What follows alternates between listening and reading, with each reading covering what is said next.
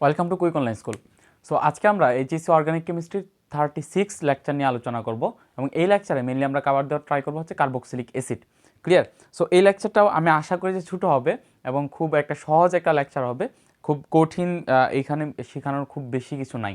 ঠিক আছে? সো আমি জাস্ট ফার্স্টে কয়েকটা বেসিক ইম্পর্টেন্ট কিছু কথা লিখবো, ইম্পর্টেন্ট কিছু কার্বক্সিলিক অ্যাসিডের সংকেত লিখবো যেগুলো তোমাদের প্র্যাকটিক্যাল ইউজে লাগবে। সো প্র্যাকটিক্যাল ইউজের জন্য কিছু কার্বক্সিলিক অ্যাসিডের নাম লিখবো, তারপরে হচ্ছে কার্বক্সিলিক অ্যাসিড থেকে অনুধাবনমূলক কী কী কোয়েশ্চেন আসতে পারে এগুলো নিয়ে একটু আলোকপাত করব, তারপরে আমরা মেনলি চলে যাব হচ্ছে প্রিপারেশান অ্যান্ড আইডেন্টিফিকেশানে। ক্লিয়ার? সো ফার্স্টে দেখো আমাদের যেই বেসিক জিনিসগুলো জানতে হবে সেটা হচ্ছে ধরো HCOOH এটাকে বলা হয় হচ্ছে তোমার মিথানোয়িক অ্যাসিড। এটাকে কী বলা হয়? Methanoic acid. এটার একটা ফর্মাল নেম আছে, মানে এটার একটা তোমার ধরো যে কী বলে, এটার একটা তোমার প্রচলিত নাম আছে। প্রচলিত নামটা হচ্ছে তোমার ফর্মিক অ্যাসিড। ক্লিয়ার? এটার প্রচলিত নামটা কি? Formic acid. তারপরে আরেকটা আছে তোমার ইথানোয়িক অ্যাসিড, যেমন CH3COOH। এটাকে বলা হয় হচ্ছে তোমার acetic acid. Clear? Acetic acid. তারপরে দেখো আরেকটা প্র্যাকটিক্যাল ইউজে তোমরা পাবা, সেটা হচ্ছে COOH। এটাকে বলা হয় হচ্ছে তোমার অক্সালিক অ্যাসিড। এটাকে কি বলা হয়? Oxalic acid. তারপরে আরেকটা পাবা এরকম বেনজিনের উপর এরকমভাবে, এটা হচ্ছে বেনজিন, এর এই জায়গায় একটা কার্বক্সিলিক মূলক থাকে, সেটাকে বলা হয় হচ্ছে তোমার বেনজোইক অ্যাসিড। ক্লিয়ার? সেটাকে কি বলা হবে? Benzoic acid. তারপরে যাও আমরা বিভিন্ন তেঁতুল, তারপরে হচ্ছে তোমার বিভিন্ন টক জাতীয় লেবু ইত্যাদি জাতীয় পদার্থে বিভিন্ন তোমার পাই, বিভিন্ন অ্যাসিড পাই। সেই অ্যাসিডগুলোর সংকেতটাও তোমাদের লাগবে, কারণ তোমরা এতদিন নাম পড়ে আসছো, কিন্তু এই জায়গায় তোমাদের অন্তত এই সংকেতগুলো অন্তত মনে রাখতে হবে এবং সংকেতগুলো খুব ইজি মোটামুটি। 4টা কার্বন দিয়ে যদি আমি চেষ্টা করি, ধরো এটা হচ্ছে COOH, এখানে একটা দিলাম, তারপর হচ্ছে একটা কার্বন, 2টা কার্বন, দেন 4টা কার্বন। ঠিক আছে? 1 2 3 4, 4টা কার্বন। এখন এই 4টা কার্বনের মধ্যে প্রথমটা আর শেষেরটা আমি দিয়ে দিলাম হচ্ছে তোমার 2টা COOH। এখানে যদি শুধুমাত্র 2টাই COOH থাকে তখন সেটাকে বলা হচ্ছিল অক্সালিক অ্যাসিড। আর আমি কি করলাম? 2টা COOH দিলাম, তার মাঝখানে 2টা কার্বন ঢুকাই দিলাম, একটা জায়গায় রাখলাম OH আর একটা জায়গায় দিলাম হাইড্রোজেন, আর একটা জায়গায় দিলাম OH আর একটা জায়গায় দিলাম কি? হাইড্রোজেন। সো এটা যদি হয় এটাকে বলা হচ্ছে তোমার টার্টারিক অ্যাসিড। এটাকে কি বলা হয়? Tartaric acid. এখন 4টা কার্বনই রাখবো, বাট আমি একটু তোমার হেরফের করবো। সেটা হচ্ছে প্রথমে আমি রাখবো হচ্ছে তোমার CH, খেয়াল করো এদিকে আমি যেটা করবো, এদিকে হচ্ছে তোমার CH2 দেন COOH গ্রুপ রাখবো। অর্থাৎ এইখানে আমরা যেটা করতেছি, এখানের সাথে এখানে স্ট্রাকচারটার এটা দেখো, এখানে হচ্ছে CH2, অর্থাৎ এইদিকে CH2, তারপর হচ্ছে এই কার্বনের সাথে একটা COOH সংযুক্ত। ক্লিয়ার? এই কার্বনের সাথে একটা COOH সংযুক্ত। তারপরে কি হলো? তারপর হচ্ছে নিচে একটা কার্বন, এই কার্বনের সাথে একটা OH সংযুক্ত এবং এই কার্বনের সাথেও একটা COOH সংযুক্ত। ক্লিয়ার? তারপরে নিচে খেয়াল করো, নিচে হচ্ছে তোমার এদিকে আরেকটা CH2 দেন COOH সংযুক্ত।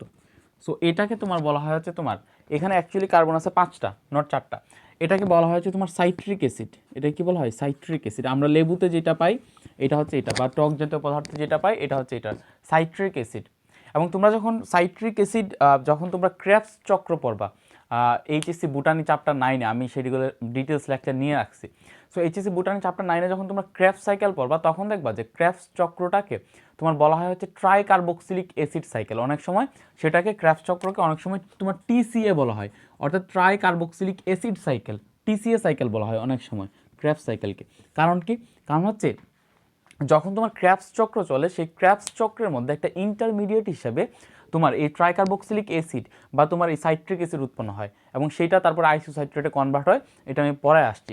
ক্লিয়ার? সো এখানে খেয়াল করে দেখো, একটা কার্বক্সিলিক অ্যাসিড, তারপর আরেকটা কার্বক্সিলিক অ্যাসিড, আরেকটা কার্বক্সিলিক অ্যাসিড গ্রুপ। সো যেহেতু সেখানে 3টা কার্বক্সিলিক অ্যাসিড গ্রুপ, সো সেটাকে বলা হচ্ছে তোমার ট্রাইকার্বক্সিলিক অ্যাসিড। সো তোমার মাথায় যদি সাইট্রিক অ্যাসিড যদি তোমাকে লিখতে বলে, তাহলে তোমার মাথায় আগে এটা থাকবে যে ভাই আমি ইনিশিয়ালি যেটা করবো সেটা হচ্ছে ট্রাইকার্বক্সিলিক অ্যাসিড আনবো, অর্থাৎ 3টা কার্বন দিব, 3টা কার্বনের সাথে আমি COOH কে সংযুক্ত করে দিব, জাস্ট মাঝখানে কার্বনের সাথে OH রাখবো, বাকি হাতগুলো হাইড্রোজেন দ্বারা পূরণ করে দিব, শেষ হয়ে গেল তোমার সাইট্রিক অ্যাসিড। তারপরে যাও ক্রেবস সাইকেলের আরেকটা ইম্পর্টেন্ট উপাদান হচ্ছে তোমার সাকসিনিক অ্যাসিড। সাকসিনিক অ্যাসিড পরবর্তীতে ফিউমারিক অ্যাসিডে কনভার্ট হয়, ফিউমারেট এনজাইমের প্রভাবে H2 এর সাথে সংযুক্ত হয়ে। সাকসিনিক অ্যাসিডটা কি? ধরো এদিকে টার্টারিক অ্যাসিডের মতো 4 কার্বন বিশিষ্ট, অর্থাৎ CH2, খেয়াল করো এই দুইটা কার্বন নিবা, দুইটা কার্বন নিয়ে এখানে হচ্ছে তুমি COOH দিয়ে দিবা, COOH, দেন COOH, ঠিক আছে। দেন যেটা করবা সেটা হচ্ছে এদের মাঝখানে সংযুক্ত করে দিবা, দিয়ে বাকি হাতগুলো হাইড্রোজেন দ্বারা পূরণ করে দাও। এটা হয়ে গেল হচ্ছে তোমার সাকসিনিক অ্যাসিড। এই সাকসিনিক অ্যাসিডেও তোমার কি ক্রেবস চক্রের একটা গুরুত্বপূর্ণ উপাদান। সাকসিনিক অ্যাসিড পরবর্তীতে কিসে কনভার্ট হয়? ফিউমারিক অ্যাসিডে কনভার্ট হয়। ক্লিয়ার? আচ্ছা, তারপরে আরেকটা ইম্পর্টেন্ট হচ্ছে তোমার মেলেনিক অ্যাসিড। সেটা হচ্ছে তোমার 3 কার্বন বিশিষ্ট COOH, তারপর হচ্ছে CH2, তারপর হচ্ছে COOH। অর্থাৎ খেয়াল করো, আর এটা হচ্ছে অক্সালিক অ্যাসিডের 2টা COOH, তার মাঝখানে যদি একটা CH2 অর্থাৎ এই CH2 গ্রুপ আমরা ঢুকাই দিই, তখন আমরা যেটা পাবো সেটাকে বলা হচ্ছে মেলেনিক অ্যাসিড। সেটা কি বলা হয়? মেলেনিক অ্যাসিড। ক্লিয়ার? সো এই যে চারটা দিতেছে, এই চারটা খুব ইম্পর্ট্যান্ট, এই চারটা মাথায় রাখা লাগবে। তো এটাকে কী বলা হয়? মেলেনিক অ্যাসিড। ক্লিয়ার? মেলেনিক অ্যাসিডের পরে আর একটা হচ্ছে মেলিক অ্যাসিড, যেটা তোমরা খুব ইম্পর্টেন্টলি পাবা, মেলিক অ্যাসিড। মেলিক অ্যাসিডটা কি? সেটা হচ্ছে ধরো তুমি এরকমভাবে তুমি একটা বেনজিন সাইকেল নিলা, মানে বেনজোইক অ্যাসিড নিলা জাস্ট একটা। এখন বেনজোইক অ্যাসিডের ortho পজিশনে যদি আর একটা কার্বক্সিলিক অ্যাসিডকে তুমি সংযুক্ত করো, তখন সেটাকে বলা হবে মেলিক অ্যাসিড। Malic acid. এবং এই মেলিক অ্যাসিডটা কিন্তু তোমরা পড়ে আসছো বুটানি চ্যাপ্টার 6-এ।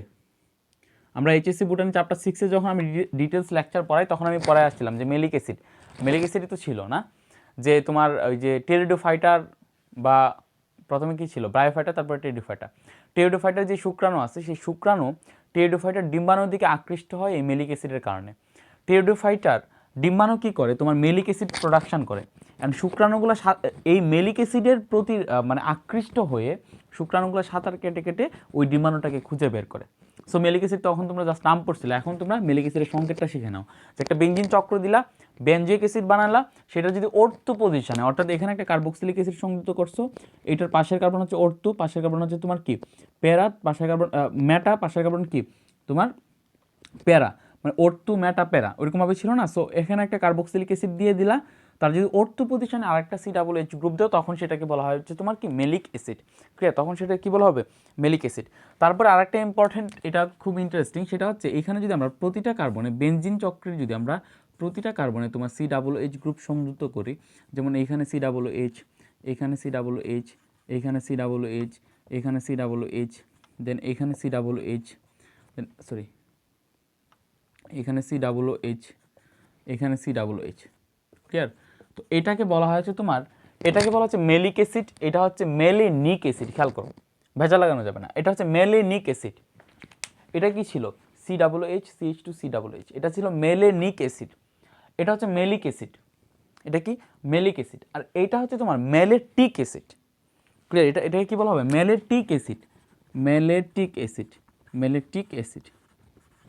খাতা একটু নোট করে নাও, এই ইম্পর্টেন্ট, যে কার্বক্সিলিক অ্যাসিড থেকে এই সংকেতগুলো তোমার জানা লাগবে। ক্লিয়ার? কারণ এগুলো জ্ঞানমূলকে আসবে এগুলা, এবং অবজেক্টিভ আসবে বিভিন্ন মেডিকেল এডমিশন বা বিভিন্ন ভার্সিটি এডমিশনে। ক্লিয়ার? সো এটা হচ্ছে মেলেনিক অ্যাসিড। দেখো মেডিকেল এডমিশনে তোমাকে কনফিউজ করে দিতে পারে যে এটা সংকেত কি, তখন তোমাকে দিয়ে কয়েকটা অপশন দিল, মেলেনিক অ্যাসিড, মেলিক অ্যাসিড, মেলেটিক অ্যাসিড, মেলেডিক অ্যাসিড। ক্লিয়ার? ওইরকম মানে কয়েকটা কাছাকাছি শব্দ দিয়ে দিল, তুমি পাজল হয়ে যেতে পারো। সো এই জায়গাটাতে খুব ভালোভাবে খেয়াল করে পড়তে হবে। তাহলে এটা কি হলো? তোমার মেলেনিক অ্যাসিড। এটা হচ্ছে মেলিক অ্যাসিড। এটা কি অ্যাসিড ভাই? মেলেটিক অ্যাসিড। ক্লিয়ার? আচ্ছা, তারপরে যাও, তারপরে আরেকটা আছে যেটা আমরা তোমার নাইলন প্রোডাকশানে পড়ে আসছে, ক্লাস 9-10-এ ছিল, যে এখানে COOH, দেন এখানে CH2, মিথিলিন গ্রুপ হচ্ছে 4টা, দেন হচ্ছে COOH।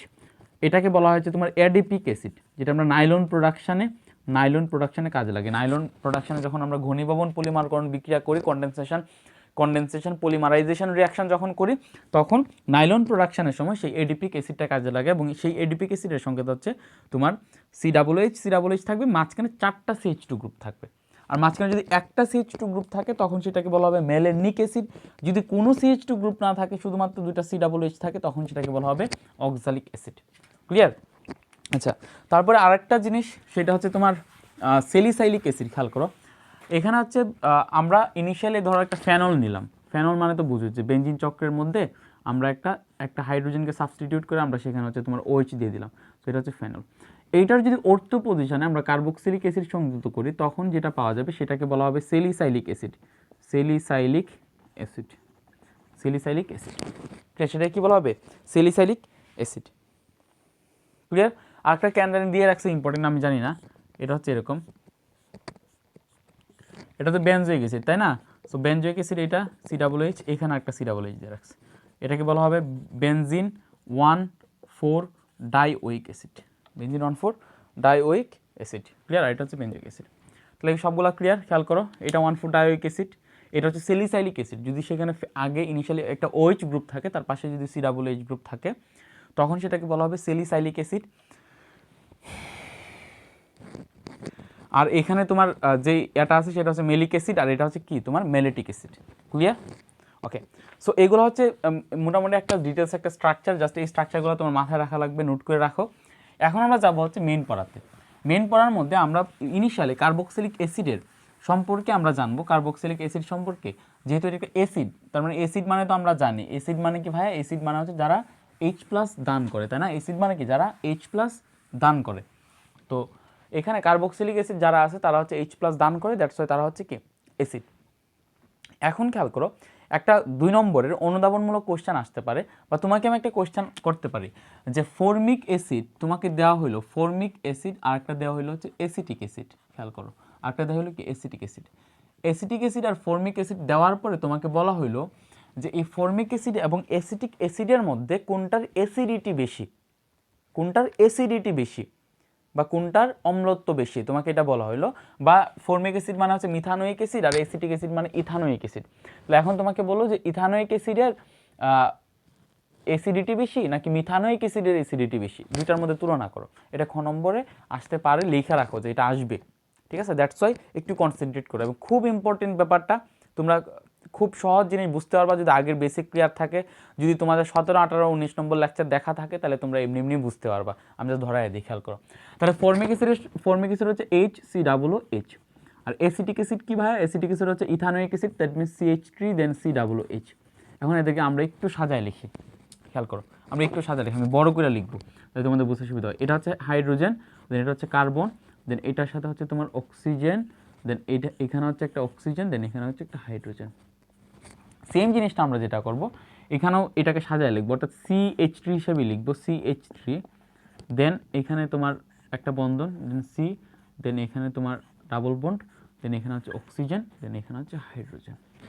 আচ্ছা, আমি এই অক্সিজেনটাকে একটু ডিফারেন্ট কালার দিই, তাই তোমাদের আইডেন্টিফাই করতে যাতে সুবিধা হয়।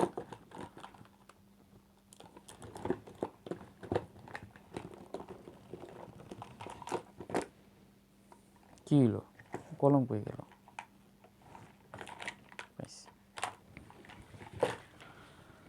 আসতেছে কিনা একটু দেখি তো, খেয়াল করো। আমি যেটা করব সেটা হচ্ছে এখানে যে অক্সিজেন আছে সেই অক্সিজেনটাকে একটু ব্লু কালারের দিব, ব্লু কালারের দিব একটু,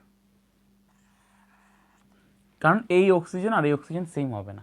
এখন খেয়াল করো, এখন এদিকে যেটা হবে মেইনলি দুইটাই কেন অ্যাসিড সেটা আগে আমরা জানি, তারপরে জানবো যে কার অ্যাসিডিটি কেন বেশি। দুইটাই কেন অ্যাসিড ভাই? এখানে খেয়াল করো, এখানে হচ্ছে এইখানে কার্বন, অক্সিজেন, হাইড্রোজেন, এখানে কার্বন, অক্সিজেন, হাইড্রোজেন। এদিকে অক্সিজেন এবং হাইড্রোজেনের যে বন্ধনটা আছে সেই বন্ধনটা একটু দুর্বল। কেন দুর্বল বন্ধন, মানে দুর্বল হয়ে যায় সেটা কেন কারণ? সেটা কারণ হচ্ছে এখানে যে অক্সিজেন আছে সেই অক্সিজেনের ইলেকট্রোনেগেটিভিটি বা তড়িৎ ঋণাত্মকতা এখানের হাইড্রোজেন থেকে কি বেশি। এখানেরও অক্সিজেনের ইলেকট্রোনেগেটিভিটি বা তড়িৎ ঋণাত্মকতা এখানের হাইড্রোজেন থেকে কি বেশি। সো এখানের অক্সিজেনের ইলেকট্রোনেগেটিভিটি বা তড়িৎ ঋণাত্মকতা যেহেতু এখানের হাইড্রোজেন থেকে বেশি, সেহেতু এই অক্সিজেন তার এখানে যে শেয়ারকৃত ইলেকট্রন, বন্ধনকৃত যে শেয়ারকৃত ইলেকট্রন, সেই শেয়ারকৃত ইলেকট্রনকে তার নিজের দিকে বেশি আকর্ষণ করবে। এখানেও সেম কাহিনী ঘটবে, অক্সিজেনের ইলেকট্রোনেগেটিভিটি বা তড়িৎ ঋণাত্মকতা যেহেতু বেশি, তাহলে সে এখানে যে শেয়ারকৃত ইলেকট্রন, সেই শেয়ারকৃত ইলেকট্রনকে তার নিজের দিকে সে আকর্ষণ করবে। তাহলে তার নিজের দিকে যখন আকর্ষণ করবে, তখন এই শেয়ারকৃত ইলেকট্রনকে নিজের দিকে আকর্ষণ করার কারণে সে হয়ে যাবে আংশিক নেগেটিভ, আর এখানে যে এটা আছে সেটা হয়ে যাবে আংশিক পজিটিভ, এবং এটা হয়ে যাবে আংশিক পজিটিভ, এবং এটা হয়ে যাবে কি আংশিক নেগেটিভ। এটা আংশিক পজিটিভ আংশিক নেগেটিভ হইতে থাকবে। বাট এখানের অক্সিজেনটা একটা টাইমে এখানে যে দুইটা ইলেকট্রন আছে সেই দুইটা ইলেকট্রনকে সে পুরাটাই ধরো যে পুল করে নিয়ে আসবে। সো পুরাটাই যখন পুল করে নিয়ে আসবে, তার মধ্যে দুইটা ইলেকট্রনকে যখন ইলেকট্রোনেগেটিভিটির কারণে যখন তার নিজের কাছে পুল করে নিয়ে আসবে, তখন যেটা হবে সেটা হচ্ছে এখান থেকে H+টা হচ্ছে তোমার H+ আকারে রিলিজ হয়ে যাবে, এবং এখানে যে দুইটা ইলেকট্রন ছিল সেই দুইটা ইলেকট্রন পুরোপুরিভাবে এখানে যে অক্সিজেন আছে সেই অক্সিজেনের মধ্যে চলে আসবে, পুরোপুরিভাবে এখানে কি করবে অক্সিজেনের মধ্যে চলে আসবে, অর্থাৎ এগুলা থাকবে না, আর থাকবে না। দ্যাটস ওয়াই এখানে যেহেতু তারা H প্লাস হিসেবে রিলিজ হচ্ছে, খেয়াল করো এই কম্পাউন্ডটা কি করতেছে, এই কম্পাউন্ডটা H প্লাস দান করতেছে। সো এই কম্পাউন্ডটা যেহেতু H প্লাস দান করতেছে, সো যারা H প্লাস দান করতে পারে তারা হচ্ছে অ্যাসিড। ফার্স্ট লজিক হচ্ছে এইটা, যারা H প্লাস দান করতে পারে তারা কি অ্যাসিড। ক্লিয়ার? এবং এটা কিন্তু পানিতে 100% বিয়োজিত হয় না, এটা কিন্তু একটা মৃদু অ্যাসিড।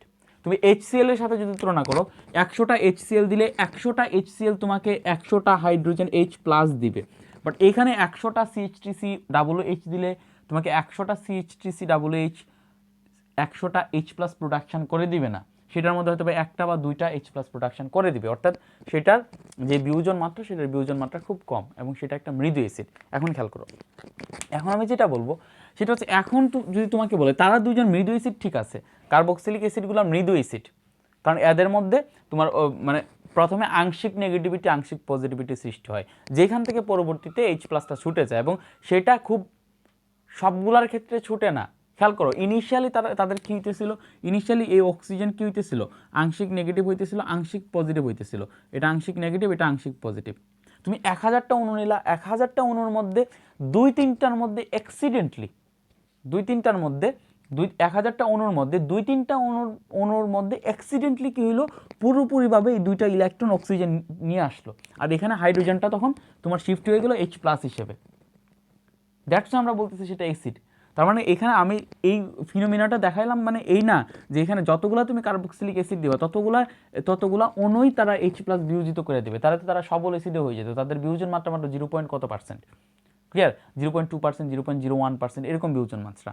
তো এটা হচ্ছে মেন কথা, যে এখানে যখন তার মানে এটা হচ্ছে ব্যাপারটা হচ্ছে অ্যাক্সিডেন্টাল ব্যাপার, যে এখানে অক্সিজেন সবসময় তার নিজের দিকে ইলেকট্রনগুলো টানে, অ্যাক্সিডেন্টলি কখনো সে এমনভাবে টান দেয় যে তার কাছে দুটি ইলেকট্রন চলে আসে, দ্যাটস ওয়াই সে হচ্ছে কি H প্লাস হিসেবে রিলিজ হয়, দ্যাটস ওয়াই সে অ্যাসিড। এখন একটা জিনিস খেয়াল করো, এখন তোমাকে বলা হলো যে ভাই ফর্মিক অ্যাসিড আর অ্যাসিটিক অ্যাসিডের মধ্যে কোনটা তীব্র অ্যাসিড কোনটা দুর্বল অ্যাসিড। আচ্ছা, এটা দেখার আগে আমরা একটু স্ট্রাকচারটা দিকে একটু ভালোভাবে চিন্তা করি। আমি এই ব্যাপারটাকে পুরোটাকে আবার নতুন করে দিই, একটু স্ট্রাকচারটা দিকে ভালোভাবে খেয়াল করো। এখানে হচ্ছে অক্সিজেন, দেন এখানে হচ্ছে তোমার হাইড্রোজেন, দেন এখানে হচ্ছে একটা অক্সিজেন, এখানে হচ্ছে একটা অক্সিজেন, এখানে হচ্ছে একটা অক্সিজেন, এখানে হচ্ছে কি একটা হাইড্রোজেন। এখন খেয়াল করো, হাইড্রোজেন একটু বড় করে দিই, হাইড্রোজেন, দেন এটা হচ্ছে হাইড্রোজেন। খেয়াল করো, এখন খেয়াল করো, এখানে এটা হচ্ছে তোমার মূল গ্রুপ, কার্বক্সিলিক অ্যাসিডের গ্রুপ COOH, এটা হচ্ছে মূল কার্বক্সিলিক অ্যাসিডের গ্রুপ, এটা হচ্ছে মূল কার্বক্সিলিক অ্যাসিডের গ্রুপ। এবং এই মূল কার্বক্সিলিক অ্যাসিডের গ্রুপের সাথে এখানে তোমার CH3 গ্রুপ সংযুক্ত, অর্থাৎ একটা অ্যালকাইল গ্রুপ সংযুক্ত, আর এখানে COOH গ্রুপের সাথে কোনো অ্যালকাইল গ্রুপ সংযুক্ত না, শুধুমাত্র একটা হাইড্রোজেন সংযুক্ত। ওকে, এখন আমরা জানি, খেয়াল করো, আমরা জানি যে এখানের যে অ্যালকাইল গ্রুপগুলো আছে সেই অ্যালকাইল গ্রুপগুলো প্লাস আই ইফেক্ট শো করে, প্লাস ইন্ডাকটিভ ইফেক্ট শো করে, অর্থাৎ প্লাস আবেশীয় প্রভাব শো করে, ইন্ডাকটিভ ইফেক্ট শো করে। 17-18 নম্বর লেকচারে পড়ে আসছিলাম যে যখন তুমি অ্যালকাইল গ্রুপ দিবা তার প্লাস আই ইফেক্ট শো করবে, তারা কি করবে, একটা জায়গায় ইলেকট্রনকে পুশ করবে, অর্থাৎ একটা কার্যকরীমূলক বা কোনো একটা চক্রের মধ্যে তারা হচ্ছে তাদের নিজেদের ইলেকট্রনকে দিয়ে দেওয়ার ট্রাই করবে। সো দ্যাটস তাদেরকে বলা হয় প্লাস আই ইফেক্ট বা ইন্ডাকটিভ ইফেক্ট বা আবেশীয় প্রভাব। এবং অ্যালকাইল গ্রুপগুলো কি করে, প্লাস ইন্ডাকটিভ ইফেক্ট শো করে বা ধনাত্মক আবেশীয় ইফেক্ট তারা শো করে। পুরা ধনাত্মক আবেশীয় প্রভাব পুরাটা আমরা 17-18 নম্বর লেকচারে পড়ে আসছি। এই জন্যই বলি যে ভাই আমি সবসময় জাস্ট কোনো জিনিসের একটা ব্যাখ্যা দিতে গেলে ওই লেকচারগুলোতে চলে যায়, এবং ওই লেকচারগুলোতে তোমার দেখে আসতেই হবে। অর্গানিক কেমিস্ট্রির প্রথম 20টা লেকচার তোমাকে, প্রথম 20টা লেকচার যাদের খুব ভালোভাবে বোঝা আছে তারা এর পরের 20টা লেকচার খুব ইজিলি বুঝা যেতে পারবা। বাট প্রথম দিকের লেকচার যাদের ক্লিয়ার না, স্পেশালি যাদের সংকরায়ন ক্লিয়ার না, প্লাস সংকরায়নের পরে এই যে অর্গানিক কেমিস্ট্রির যে বেসিক, জেনারেল অর্গানিক কেমিস্ট্রির যে বেসিক, হাইপার কনজুগেশন, তারপর হচ্ছে তোমার কার্বোক্যাটায়নের স্থায়িত্ব, কার্বোঅ্যানায়নের স্থায়িত্ব, এরোমেটিসিটি, অ্যান্টি এরোমেটিসিটি, এই কয়েকটা টপিক যাদের ক্লিয়ার না তারা অর্গানিক কেমিস্ট্রি স্টাডি করতে পারবে না। সো এখন খেয়াল করো, এটা হচ্ছে তারা কি ইফেক্ট শো করে, inductive effect plus inductive effect show করে। অর্থাৎ তারা কি করে, তাদের মধ্যকার যে ইলেকট্রনগুলো আছে সেই ইলেকট্রনগুলোকে এই কার্বনের দিকে পুশ করতে থাকবে, এই কার্বনের দিকে কী করতে থাকবে, পুশ করতে থাকবে। অর্থাৎ তারা কার্যকরী মূলকের দিকে তাদের ইলেকট্রনগুলো পুশ করতে থাকবে। যেহেতু তারা ইলেকট্রনগুলো কাউকে দিয়ে দিচ্ছে, দ্যাটস আমরা বলি যে সে হচ্ছে ইলেকট্রন দাতা group, electron donor group. So সে যেহেতু ইলেকট্রন ডোনেট করতেছে, দ্যাটস ওয়াই সেটাকে আমরা বলতেছি কি পজিটিভ। ইলেকট্রন যেহেতু সে কী করতেছে, ডোনেট করতেছে, সেহেতু আমরা সেটাকে কী বলি পজিটিভ। অর্থাৎ দ্যাটস ওয়াই সেটা প্লাস ইন্ডাকটিভ ইফেক্ট বা ধনাত্মক আবেশীয় প্রভাব সে শো করতেছে। আচ্ছা, একটা জিনিস খেয়াল করো, এখানে CH2 গ্রুপ যখন তাদের যে ইলেকট্রনগুলো আছে সেই তাদের ইলেকট্রনগুলোকে যখন কার্বনের দিকে পুশ করতে থাকবে, তখন এই কার্বন এবং অক্সিজেনের মধ্যকার যে ইলেকট্রনগুলো আছে সেই ইলেকট্রনগুলো অক্সিজেনের দিকে কিছুটা পুশ হবে, অক্সিজেনের দিকে কিছুটা কী হবে, পুশ হবে। কেন আমি বলি, এখানে খেয়াল করো, তুমি যখন এই কার্বনের দিকে এইখানে যে দুইটা ইলেকট্রন আছে সেই দুইটা ইলেকট্রনকে কার্বনের দিকে দিয়ে দিবা, কার্বনের কাছাকাছি দিয়ে দিবা, কার্বনের দিকে ধাক্কা দিয়ে সরাই দিবা, তখন এই কার্বন এবং অক্সিজেনের মধ্যকার যে ইলেকট্রন আছে সেই মধ্যকার ইলেকট্রনগুলা এই ইলেকট্রনগুলোর বিকর্ষণের কারণে, এটা যেহেতু এই ইলেকট্রনগুলোর কাছাকাছি চলে আসছে, সো বিকর্ষণের কারণে এই ইলেকট্রনগুলো আরেকটু সামনে সরে যাবে। খেয়াল করে ব্যাপারটা, এখানে ধরো দুইটা ইলেকট্রন, এখানে দুইটা ইলেকট্রন আছে। এখন এই ইলেকট্রনগুলো যদি তারা আরও এই বরাবর আসতে থাকে, তখন এই ইলেকট্রনগুলোর বিকর্ষণজনিত কারণে এই ইলেকট্রনগুলো এই বরাবর সরতে থাকবে। অর্থাৎ তুমি একটা চৌম্বক নিলা, এটা একটা চৌম্বক, এটা চৌম্বকের দক্ষিণ মেরু, এটাও চৌম্বকের দক্ষিণ মেরু, তাহলে এখানে আছে দক্ষিণ মেরু। কেন বললাম, কারণ দক্ষিণ মেরু কী করবে, বিকর্ষণ করবে। ক্লিয়ার? এবং ইলেকট্রনকে কী করে, বিকর্ষণ করে। তো তুমি যদি এই চৌম্বকের দক্ষিণ মেরুটাকে যদি এই বরাবর আনো, তখন এই চৌম্বকের দক্ষিণ মেরুটা এই বরাবর যাবে। অর্থাৎ তুমি এই বরাবর এটাকে আনতে চাইলে এটা বিকর্ষণের কারণে এই বরাবর সরে যাবে। সো মেইন ব্যাপারটা ঘটে এরকম যে ইলেকট্রন, এটা হচ্ছে ইলেকট্রন ডোনার গ্রুপ। ইলেকট্রন যখন সে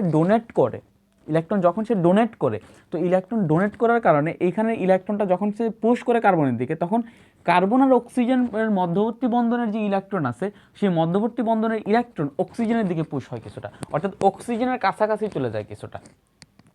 ক্লিয়ার? অক্সিজেনের কী হয়, কাছাকাছি চলে যায় কিছুটা। আচ্ছা, এই জিনিসটা মাথায় রাখো যে এই কাহিনীটা এখানে ঘটে, বাট এই কাহিনীটা এই ফর্মিক অ্যাসিডের ক্ষেত্রে ঘটে না। কজ এখানে যে হাইড্রোজেন আছে, হাইড্রোজেন ইলেকট্রন ডোনেটিং গ্রুপ না, alkyl group plus inductive effect show করে। Hydrogen plus inductive effect, minus inductive effect, অর্থাৎ ধনাত্মক আবেশীয় প্রভাব বা ঋণাত্মক আবেশীয় প্রভাব কোনোটাই শো করে না। অর্থাৎ তাদের মধ্যকার যেই বন্ধনগুলো ছিল, যে ইলেকট্রনগুলো ছিল, সেইগুলো তাদের নিজেদের পজিশনে আছে। অর্থাৎ এই বন্ধনের ইলেকট্রন তাদের নিজেদের পজিশনে আছে, এই বন্ধনের ইলেকট্রন তাদের নিজেদের পজিশনে আছে, যেই পজিশনে থাকার কথা। এখন একটা জিনিস চিন্তা করো, এখন এই দুইটা অক্সিজেনের স্টেট চিন্তা করো, দুইটা অক্সিজেনের মধ্যে উপরের যে অক্সিজেন আছে, সেই উপরের অক্সিজেন ইলেকট্রোনেগেটিভ, নিচের অক্সিজেনও ইলেকট্রোনেগেটিভ। অ্যান্ড তারা কি চায়, তারা হচ্ছে তোমার ইলেকট্রন চায়। ইলেকট্রোনেগেটিভ মানে কি, তারা ইলেকট্রন চায়। অ্যান্ড এটা সত্য যে এই অক্সিজেন যেমন হাইড্রোজেন থেকে ইলেকট্রন টানতেছে, এই অক্সিজেন কিন্তু কার্বন থেকেও ইলেকট্রন টানতেছে, বাট সেটা খুব কম। কারণ অক্সিজেন এবং কার্বনের মধ্যবর্তী তোমার ইলেকট্রোনেগেটিভিটির ডিফারেন্সটা এই অক্সিজেন এবং হাইড্রোজেনের ইলেকট্রোনেগেটিভিটির ডিফারেন্স থেকে কম। ক্লিয়ার? সো দ্যাটস ওয়াই এটা আমরা মাথায় আনতেছি না, এটা আমরা গণে আনতেছি না, আমরা গণে আনতেছি এই জায়গাটা যেখানে বেশি কাহিনীটা ঘটতেছে। সো খেয়াল করো, এই অক্সিজেনের কী দরকার, ইলেকট্রন দরকার। সো এই অক্সিজেনের যখন ইলেকট্রন দরকার, ইলেকট্রোনেগেটিভিটি যেহেতু বেশি, সো এই অক্সিজেন কী করে, এখানের হাইড্রোজেনের যে বন্ধন আছে, হাইড্রোজেনের বন্ধন থেকে সেই ইলেকট্রন তার নিজের দিকে টেনে নেয়। এই অক্সিজেনটাও সেম কাহিনী করে, এই অক্সিজেনটার কী দরকার, ইলেকট্রন দরকার। বাট এই অক্সিজেনটার ইলেকট্রন দরকার, অ্যান্ড ইলেকট্রন দরকারের কারণে এই অক্সিজেনটা কী করে, এই হাইড্রোজেন থেকে ইলেকট্রন তার নিজের দিকে টেনে নেয়। দ্যাটস ট্রু, দুইটার ক্ষেত্রে ট্রু যে এইখানে দুইটা অক্সিজেন, এখানে হাইড্রোজেন থেকে ইলেকট্রন তারা টেনে নিতেছে।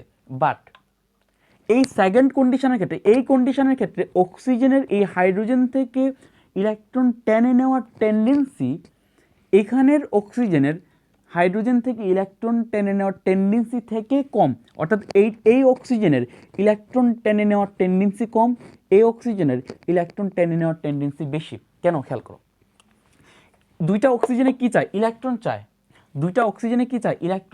তো দুইটা অক্সিজেনে যেহেতু ইলেকট্রন চায়, তুমি এখানে কি করলা, ইন্ডাকটিভ ইফেক্টের মাধ্যমে এখানে ইলেকট্রন যখন পুশ হয়ে গেল, তখন এই দিকের যে কার্বন আর অক্সিজেনের যে মধ্যবর্তী যে বন্ধন ছিল মধ্যবর্তী বন্ধনের ইলেকট্রন অক্সিজেনের দিকে কিছুটা সরে গেছে, খেয়াল করো অক্সিজেনের দিকে কিছুটা সরে গেছে, দ্যাট মিন্স অক্সিজেন কিছুটা স্যাটিসফাইড হয়ে গেছে, অক্সিজেন কিছুটা সন্তুষ্ট হয়ে গেছে যে আমি ইলেকট্রন চাইতেছিলাম, আমি ইলেকট্রন কিছুটা পেয়ে গেছি। এখানের অক্সিজেন কিন্তু ইলেকট্রন পায় নাই। অ্যান্ড এখানের অক্সিজেন তাহলে কী করবে, এখানের অক্সিজেন যেহেতু ইলেকট্রন পায়ে গেছে, সে যেহেতু ইলেকট্রন এখান থেকে প্লাস ইন্ডাকটিভ ইফেক্টের মাধ্যমে সে ইলেকট্রন পায়ে গেছে, সো সে বেশি স্যাটিসফাইড হয়ে গেছে। অ্যান্ড সে স্যাটিসফাইড হওয়ার কারণে সে এখন এইখানের হাইড্রোজেন থেকে ইলেকট্রন টেনে নেওয়ার যে টেন্ডেন্সি, সেটা অবশ্যই এইটার টেন্ডেন্সি থেকে কম হবে। এই অক্সিজেনের এখানের হাইড্রোজেন থেকে ইলেকট্রন তার নিজের দিকে টেনে নেওয়ার টেন্ডেন্সি বেশি হবে, কারণ এই অক্সিজেনকে আলাদা বাইরে থেকে আমরা কোনো ইলেকট্রন দিয়ে ইলেকট্রন পুশ করে এটাকে আমরা স্যাটিসফাইড করতে পারি নাই। ক্লিয়ার? ওকে, ব্যাপারটাকে এভাবে চিন্তা করো। এখানে দুইজন ক্ষুধার্ত মানুষ বসে আছে, দুইজন ক্ষুধার্ত মানুষ, তাদের কি দরকার? খাবার দরকার। এখন দুজন ক্ষুধার্ত মানুষের খাবার দরকার, একজনের শুধুমাত্র এদিকে খাবার আছে, আরেকজনের এদিকেও খাবার আছে, এদিকেও খাবার আছে। তাহলে কী হবে? এই ক্ষুধার্ত মানুষ একটাই অপশান, আমি খাবার নিব এই দিক থেকে। সে এদিক থেকে মানে খুব বেশি পরিমাণে সে খাবে, কারণ সে ক্ষুধার্ত, দুজনই সেম পরিমাণ ক্ষুধার্ত। তাহলে ক্ষুধার্ত হলে এ কী করবে? এখান থেকে বেশি পরিমাণে খাবে। এ কী করবে? একে ধরো বা দুইজন ক্ষুধার্ত, একে ধরো আমরা আগে থেকে খাওয়াই দিলাম, আচ্ছা ঠিক আছে, আমরা এই দিক থেকে খাওয়াই দিলাম ইলেকট্রন, মানে ভাত খাওয়াই দিলাম, ধরো এটা হচ্ছে ক্ষুধার্ত অবস্থায় ইলেকট্রন খাওয়াই দিলাম। তো এদিক থেকে যখন ইলেকট্রন খাওয়াই দিছি, সো এদিক থেকে ইলেকট্রন খাওয়ার টেন্ডেন্সি তার কম থাকবে। এটা জাস্ট একটা সিম্পল লজিক যে এদিক থেকে ইলেকট্রন নেওয়ার তার টেন্ডেন্সি কি থাকবে? কম থাকবে, যেহেতু তাকে আমরা আগে থেকে স্যাটিসফাইড করে দিতেছি ইলেকট্রন দিয়ে। সো ইলেকট্রন দিয়ে যেহেতু তাকে আমরা স্যাটিসফাইড করে দিতেছি, তার ক্ষুধাটাকে যেহেতু আগে থেকে আমরা এক্সট্রা খাবার দিয়ে নিবারণ করে দিতেছি, সো খেয়াল করো, অথবা এইভাবে চিন্তা করো যে দুই ভাই দাওয়াতে গেছে, একজন হচ্ছে বাসা থেকে খায়া যায় না, আরেকজন হচ্ছে বাসা থেকে খায় তারপর দাওয়াতে গেছে। সো বাসা থেকে যে খায়া যায় না সে দাওয়াতে গিয়ে খুব বেশি পরিমাণ খাবে, বাসা থেকে যেই ব্যক্তি খায়া গেছে, ঠিক আছে, এই যে এটা হচ্ছে বাসা থেকে সে খায়া গেছে, সো বাসা থেকে যে ব্যক্তি খায়া গেছে সে এখানে গিয়ে বেশি খাবার খাবে না। সো মেন কথা হচ্ছে এটা যে এখানের এখানের হাইড্রোজেনের থেকে ইলেকট্রনগুলা তার নিজের দিকে যতটা টানবে এখানের হাইড্রোজেন থেকে ইলেকট্রনটা তার থেকে কম পরিমাণ টানবে, তার মানে কি বোঝায়? খেয়াল করো, এখানের অক্সিজেনটা যদি এখানের ইলেকট্রনগুলোকে তার নিজের দিকে বেশি টানে, দ্যাটস ওয়াই এটা বেশি নেগেটিভ হবে। এটা কি নেগেটিভ হবে? বেশি নেগেটিভ, আমি দুইটা মাইনাস দিলাম। আর এখানের এটা হবে তোমার বেশি পজিটিভ, কারণ এখান থেকে ইলেকট্রনগুলো বেশি সরে যাচ্ছে অক্সিজেনের দিকে। বাট এখানের অক্সিজেনটা যদি এখানের ইলেকট্রনগুলোকে তার নিজের দিকে কম টানে, সো এটা হয়ে যাবে আংশিক নেগেটিভ, এটা হয়ে যাবে আংশিক পজিটিভ। বাট এইটার যে নেগেটিভিটি, সেইটার নেগেটিভিটি অবশ্যই খেয়াল করো, এটা নেগেটিভিটি না, জাস্ট এটার হাইড্রোজেনের পজিটিভিটির দিকে চিন্তা করো। হাইড্রোজেনের পজিটিভিটির মধ্যে অবশ্যই এই হাইড্রোজেনের পজিটিভিটি বেশি। এই হাইড্রোজেনের পজিটিভিটি কেন বেশি ভাইয়া? এই হাইড্রোজেনের পজিটিভিটি বেশি হওয়ার কারণ হচ্ছে এখান থেকে ইলেকট্রন বেশি সরে গেছে অক্সিজেনের দিকে। অ্যান্ড এইখানে যেহেতু হাইড্রোজেনের পজিটিভিটি বেশি, সো এইটারে বেশি চান্স থাকবে H+ হিসেবে রিলিজ হয়ে যাওয়ার। অর্থাৎ তুমি 100টা অণু দিলা, এটা দেখা যাবে যে 5টা অণু H+ হিসেবে রিলিজ হবে, এটার 100টা অণু দিলা দেখা যাবে যে 3টা অণু H+ হিসেবে রিলিজ হবে। তার মানে এখানে হাইড্রোজেনটার H+ হিসেবে বের হয়ে যাওয়ার টেন্ডেন্সি এখানের হাইড্রোজেনটার H+ হিসেবে বের হয়ে যাওয়ার টেন্ডেন্সি থেকে বেশি হওয়ার কারণে এই ফর্মিক অ্যাসিড বা মিথানোয়িক অ্যাসিড হচ্ছে একটা তুলনামূলক অ্যাসিটিক অ্যাসিড থেকে শক্তিশালী অ্যাসিড। অ্যাসিডিক অ্যাসিড থেকে কি অ্যাসিড? শক্তিশালী অ্যাসিড। ক্লিয়ার? অ্যাসিডিক অ্যাসিড থেকে শক্তিশালী অ্যাসিডকে ফর্মিক অ্যাসিড। কারণ কি? সেখানে প্লাস ইন্ডাকটিভ ইফেক্ট নাই। ইন্ডাকটিভ ইফেক্ট না থাকার কারণে সেখানে অক্সিজেন এবং হাইড্রোজেনের যে বন্ধন, সেই বন্ধনটা তোমার বন্ধনের ইলেকট্রন অক্সিজেনের থেকে বেশি সরে আসে। বাট এখানে ইন্ডাকটিভ ইফেক্টের কারণে অক্সিজেনকে আমরা আগে থেকে স্যাটিসফাইড করে দিই, দ্যাটস ওয়াই সে হাইড্রোজেন থেকে ইলেকট্রন খুব বেশি টেনে নেয় না। দ্যাটস ওয়াই দেখা যায় যে এখানে ফর্মিক অ্যাসিড হচ্ছে বেশি অ্যাসিডিক আর অ্যাসিটিক অ্যাসিড হচ্ছে কম অ্যাসিডিক। ক্লিয়ার? ওকে, এখন তোমাকে বলা হলো যে যদি এরকম হয়, এখানে যদি 3টা হাইড্রোজেনকে যদি আমরা কী করি, 3টা হাইড্রোজেনকে যদি আমরা তোমার 3টা ক্লোরিন দ্বারা যদি আমরা তোমার সাবস্টিটিউট করে দিই বা প্রতিস্থাপিত করে দিই, তাহলে কী হবে? ধরো এদিকে 3টা ক্লোরিন দিলাম, এটা হচ্ছে কার্বন, দেন এখানে দিলাম ক্লোরিন, এখানে দিলাম ক্লোরিন, দেন এখানে দিলাম ক্লোরিন। এখন যেটা হলো সেটা হচ্ছে, খেয়াল করো, এখন যেটা হলো সেটা হচ্ছে ধরো এটা হচ্ছে কার্বন, এটা হচ্ছে কি কার্বন। এখন এই কার্বনের দিকে ধরো এটা হচ্ছে তোমার এয়ার, দেন এটা হচ্ছে অক্সিজেন, দেন এটা হচ্ছে হাইড্রোজেন। এখন খেয়াল করো এইটার ক্ষেত্রে কী হবে, তোমাকে যদি তুলনা করতে বলি যে একটা অ্যাসিটিক অ্যাসিড, খেয়াল করো অ্যাসিটিক অ্যাসিড আর এই যে ট্রাই মানে কি 222 ট্রাইক্লোরো মানে তোমার ইথানোয়িক অ্যাসিড, অর্থাৎ ইথানোয়িক অ্যাসিড আর ট্রাইক্লোরো ইথানোয়িক অ্যাসিডের মধ্যে কোনটার অ্যাসিডিটি বেশি। সেইটার ক্ষেত্রে দেখা যাবে যে এখানে যে ক্লোরিনগুলো আছে তারা নেগেটিভ ইন্ডাকটিভ ইফেক্ট শো করে, মাইনাস ইন্ডাকটিভ ইফেক্ট বা ঋণাত্মক আবেশীয় প্রভাব শো করে। কেন? কারণ নর্মালি ক্লোরিনের যেহেতু ইলেকট্রোনেগেটিভিটি বেশি, সেহেতু তারা এই কার্বন থেকে ইলেকট্রন তাদের নিজের দিকে টেনে নেবে। অ্যান্ড স্বভাবত এখানে যে ক্লোরিন আছে, এখানে ক্লোরিন কী করবে, তার নিজের দিকে ইলেকট্রন টেনে নেবে। এখানের ক্লোরিন কী করবে, তার নিজের দিকে ইলেকট্রন টেনে নেবে। অর্থাৎ তারা কী করতেছে, নেগেটিভ ইন্ডাকটিভ ইফেক্ট শো করতেছে। তারা একটা চক্র থেকে, মূল ক্ষেত্র থেকে, মূল কার্বন থেকে, মূল কার্যকরী মূলক থেকে তারা ইলেকট্রনকে উইথড্র করতেছে, ইলেকট্রনকে তাদের নিজের দিকে নিয়ে নিতেছে। তাহলে কী হবে, এই কার্বনটা থেকে যখন ইলেকট্রন সবার ক্লোরিনের দিকে সরে যেতেছে, তখন এই কার্বনের ইলেকট্রনের দরকার না, তখন এই কার্বন আস্তে আস্তে পজিটিভ হয়ে যাবে না।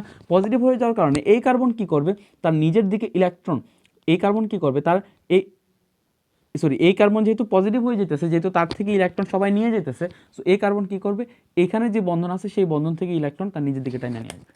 অ্যান্ড এই কার্বন যখন এখানের ইলেকট্রনকে তার নিজের দিকে নিয়ে আসবে, তখন এই কার্বন কি করবে, তখন এই কার্বন এখানের অক্সিজেন আর এই কার্বনের মধ্যকার যে বন্ধন ছিল সেই বন্ধনের ইলেকট্রনগুলোকে তার নিজের দিকে নিয়ে আসবে। খেয়াল করো, তাহলে কী করে দিলা তুমি, এখানে অক্সিজেনকে আরও বেশি ক্ষুধার্ত বানিয়ে দিলা। অক্সিজেনের ইলেকট্রন দরকার, অক্সিজেনের কি ইলেকট্রোনেগেটিভ পদার্থ, সো অক্সিজেনের কি দরকার, ইলেকট্রন দরকার। অক্সিজেনকে আরও ইলেকট্রন তার থেকে নিয়ে আসছো, সে ক্ষুধার্ত, তার খাবার দরকার, তুমি তার থেকে আরও খাবার নিয়ে আসছো।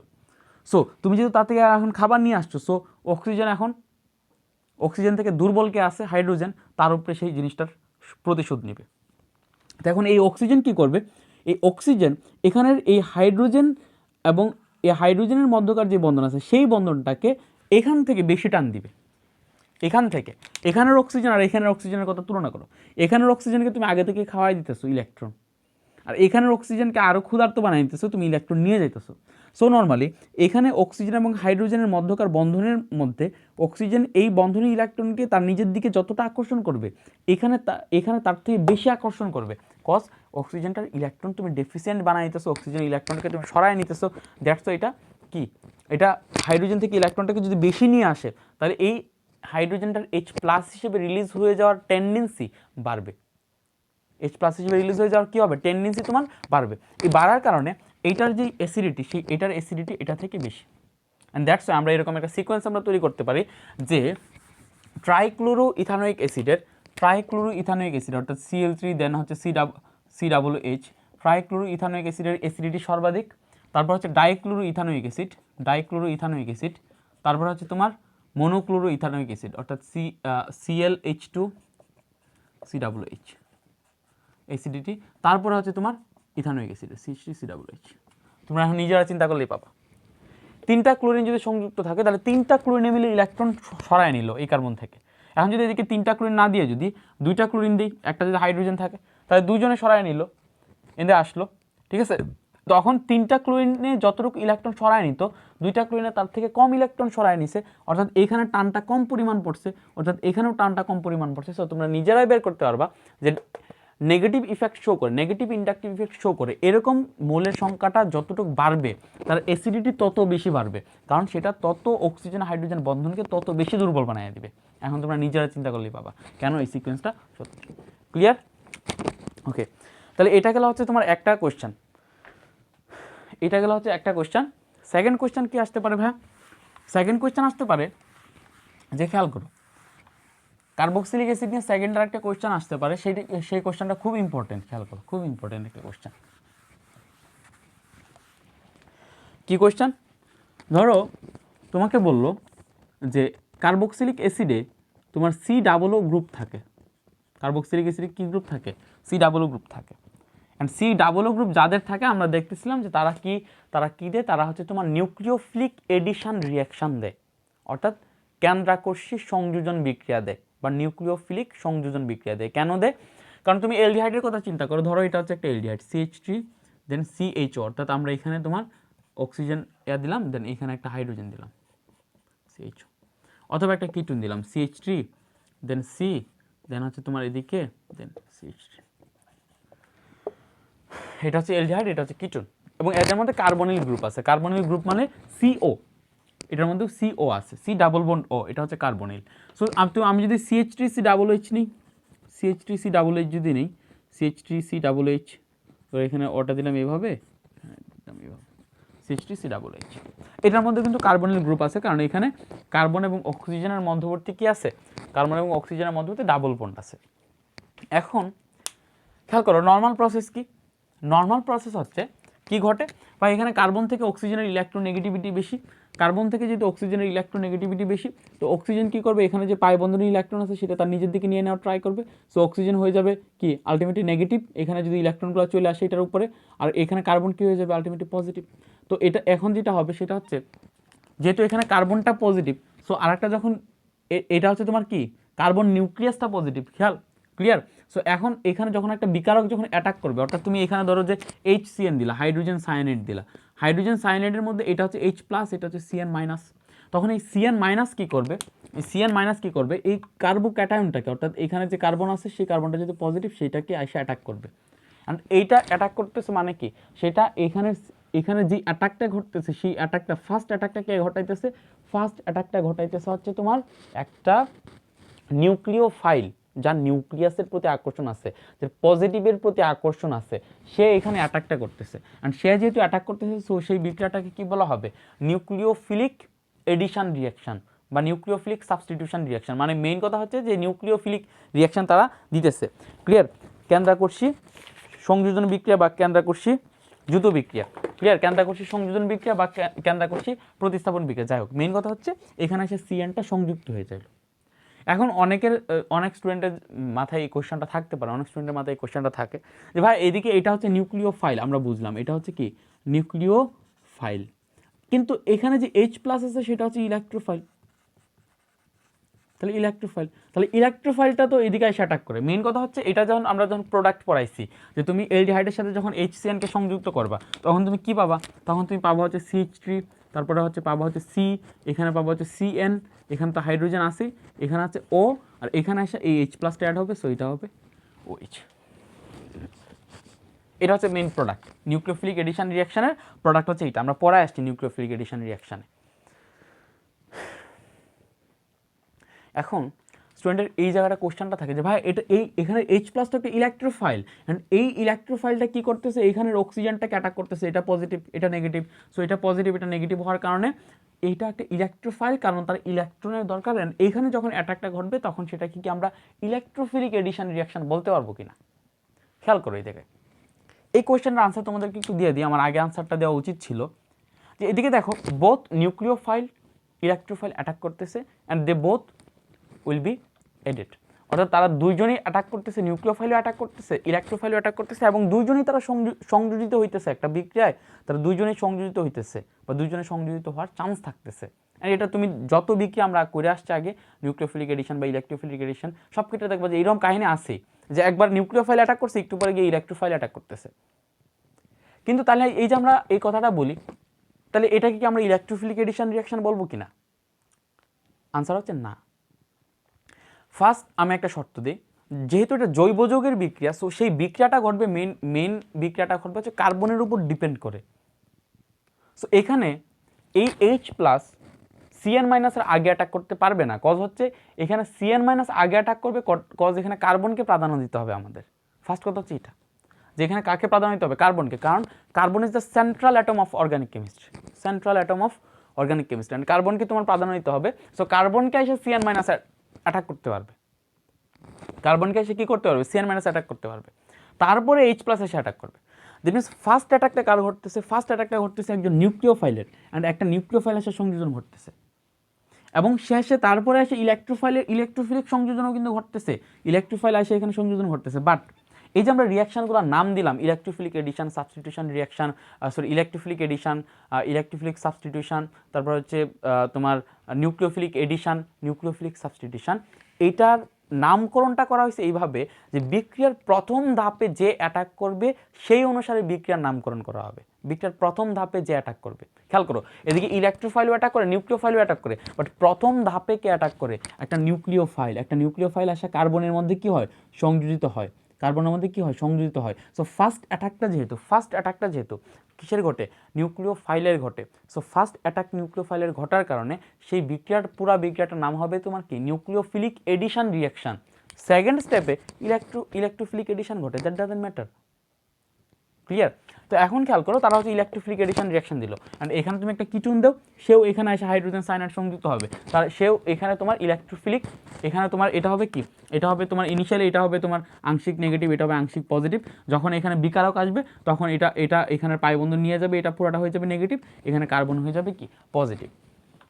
সো মেন কথা হচ্ছে যে এখানে কার্বন এবং অক্সিজেনের মধ্যে তোমার নেগেটিভিটি পজিটিভিটির সৃষ্টি হয়, অর্থাৎ সেখানে কার্বনটা আংশিক পজিটিভ হয়, পজিটিভ হওয়ার কারণে সে নিউক্লিওফিলিক এডিশন রিয়াকশন দেয়, সে কী দেয় নিউক্লিওফিলিক এডিশন রিয়াকশন দেয়, অ্যান্ড এখানে তোমার কার্বনটা কী হয় পজিটিভ হয়, পজিটিভ হওয়ার কারণে সে কী দেয় নিউক্লিওফিলিক এডিশন রিয়াকশন দেয়। বাট মেন কথা হচ্ছে এইখানের কার্বনের এইখানের যে কার্বক্সিলিক অ্যাসিডের মধ্যে দেখো CO গ্রুপ আছে, CO গ্রুপ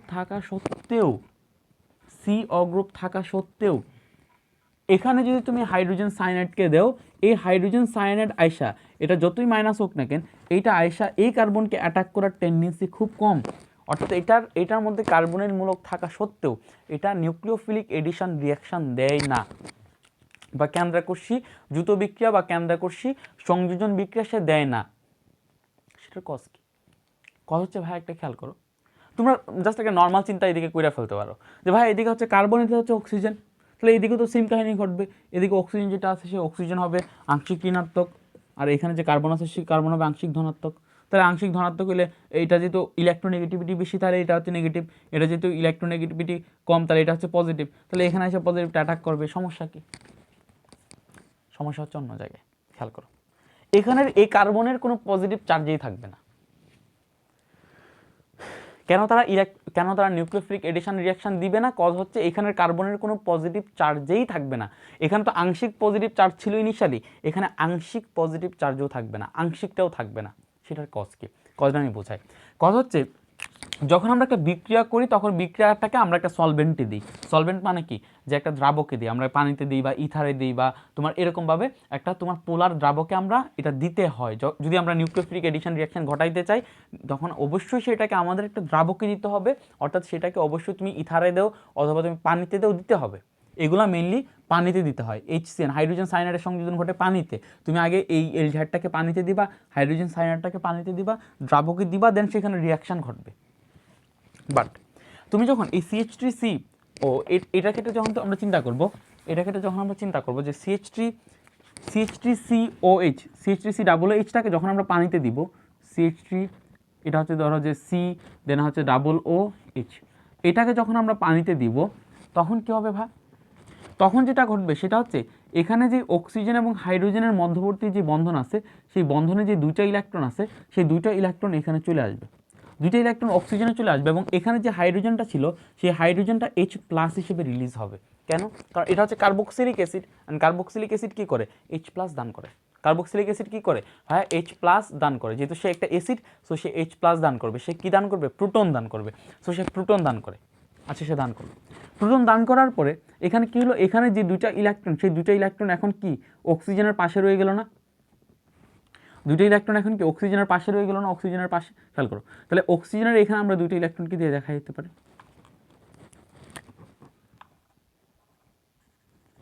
দুইটা ইলেকট্রনকে আমরা দেখা গেলাম। এখানে বন্ধনে যে দুটো ইলেকট্রন ছিল সেই দুটো ইলেকট্রন এখানে চলে আসলো, এটা H+ হিসেবে রিলিজ হয়ে গেল। এইটা হচ্ছে কার্বক্সিলেট আয়ন। তুমি যখন পানিতে কার্বক্সিলিক অ্যাসিড দিবা তখন সেই অ্যাসিডটার সাথে সাথে কার্বক্সিলেট আয়ন সে ফর্ম করে ফেলবে, অর্থাৎ সে H+ দান করে সে তার অ্যাসিড ধর্ম সে শো করে সে হচ্ছে তোমার কার্বক্সিলেট আয়ন ফর্ম করে ফেলবে। এই কার্বক্সিলেট আয়নে তোমার রেজোনেন্সের কন্ডিশন সৃষ্টি হয়ে গেছে, বা অনুরণনের কন্ডিশন সৃষ্টি হয়ে গেছে। কিসের কন্ডিশন? রেজোনেন্সের কন্ডিশন সৃষ্টি হয়ে গেছে। এগেইন তোমাকে যাইতে হবে 17-18 নম্বর লেকচারে, সেখানে পড়ায় আসছি রেজোনেন্স কি। রেজোনেন্সের ক্ষেত্রে কী পড়ছিলাম? যে ইফ, খেয়াল করো, ইফ অ্যান আনহাইব্রিডাইজড, আমি একটু লিখবো নাকি আমি বলি? If an unhybridised p orbital is separated from a pi bonded system by a sigma bond, clear? যদি এরকম কোনো কন্ডিশন সৃষ্টি হয় তাহলে সেটা হচ্ছে রেজোনেন্সের কন্ডিশন সৃষ্টি করবে। কী ছিল শর্তটা? শর্তটা ছিল যে ইফ এনি আনহাইব্রিডাইজড পি অরবিটাল, সেই পি অরবিটালটা হাফ ফিল্ড হইতে পারে, ফুল ফিল্ড হইতে পারে, অথবা ভ্যাকেন্ট হইতে পারে। যদি এরকম হয়, যদি কোনো একটা আনহাইব্রিডাইজড পি অরবিটাল কি করে ভাইয়া, আনহাইব্রিডাইজড বা অসংকরিত পি অরবিটাল একটা পাই বন্ধন সিস্টেম থেকে একটা সিগমা বন্ধন দ্বারা সেপারেটেড থাকে, সিগমা বন্ধন দ্বারা পৃথক করা থাকে, তখন কি হবে, তখন হচ্ছে এই দিকের যে ইলেকট্রনগুলো আছে সেই ইলেকট্রনগুলোর ডিসপারশন ঘটবে। ডিসপারশন মানে ইলেকট্রনগুলো ছড়ায়া যাবে সেই জায়গাটাতে, পুরোটা জায়গাতে। আর ইলেকট্রনটা যখন ছড়ায়া যাবে তখন কি হবে, আলটিমেটলি সেটা স্টেবিলিটি বাড়বে বা সেটা স্থায়িত্ব বাড়বে। সেটাই ছিল রেজোনেন্সের কন্ডিশন। আমরা রেজোনেন্স বারবার পরে আসি, অনেকগুলো লেকচারের মাঝখানে অনেকবার এই জিনিসটা আমি আলাপ করে আসি যে if an unhybridised p orbital is separated from a pi bonded system by a sigma bond, then the electron dispersion occurs by extended p orbital overlap. Clear? তো এই জিনিসটা বলতেছিলাম যে এখানে যেটা ঘটবে সেটা হচ্ছে এখানে যে দুইটা ইলেকট্রন, খেয়াল করো, এখানে যে দুইটা ইলেকট্রন, সেই দুইটা ইলেকট্রন হচ্ছে তোমার আনহাইব্রিডাইজড পি অরবিটালে আছে। কেন আনহাইব্রিডাইজড পি অরবিটালে? সেটার কজ হচ্ছে ভাইয়া, আমরা তোমাকে এই জিনিসটা পড়াচ্ছিলাম যে যখন আমরা সংকরায়ন পড়াই, তখন আমরা কি বলতেছিলাম যে হাইব্রিডাইজেশন বা সংকরায়ন বের করার ওয়ে হচ্ছে কি, যে number of sigma bond plus হচ্ছে তোমার কি লন পেয়ার বা মুক্তজোড় ইলেকট্রন। বাট এই জিনিসটা আমি বলছিলাম যে ওই লন পেয়ার বা মুক্তজোড় ইলেকট্রন যদি adjacent to the pi bond থাকে, অর্থাৎ একটা সিগমা বন্ধন দ্বারা পাই বন্ধন থেকে সেপারেটেড থাকে, তখন সেই লন পেয়ারটা একটা লন পেয়ার এক জোড়া লন মানে একটা লন পেয়ার সংকরায়নে অংশগ্রহণ করবে না। অর্থাৎ এখানে যে লন পেয়ার আছে সেটা সংকরায়নে অংশগ্রহণ করবে না। কজ কি? কজ হচ্ছে এই যে মুক্তজোড় ইলেকট্রন আছে সেই মুক্তজোড় ইলেকট্রন একটা সিগমা বন্ধন দ্বারা পাই বন্ধন থেকে সেপারেটেড, অর্থাৎ এইখানের মুক্তজোড় electron is adjacent to the pi bond.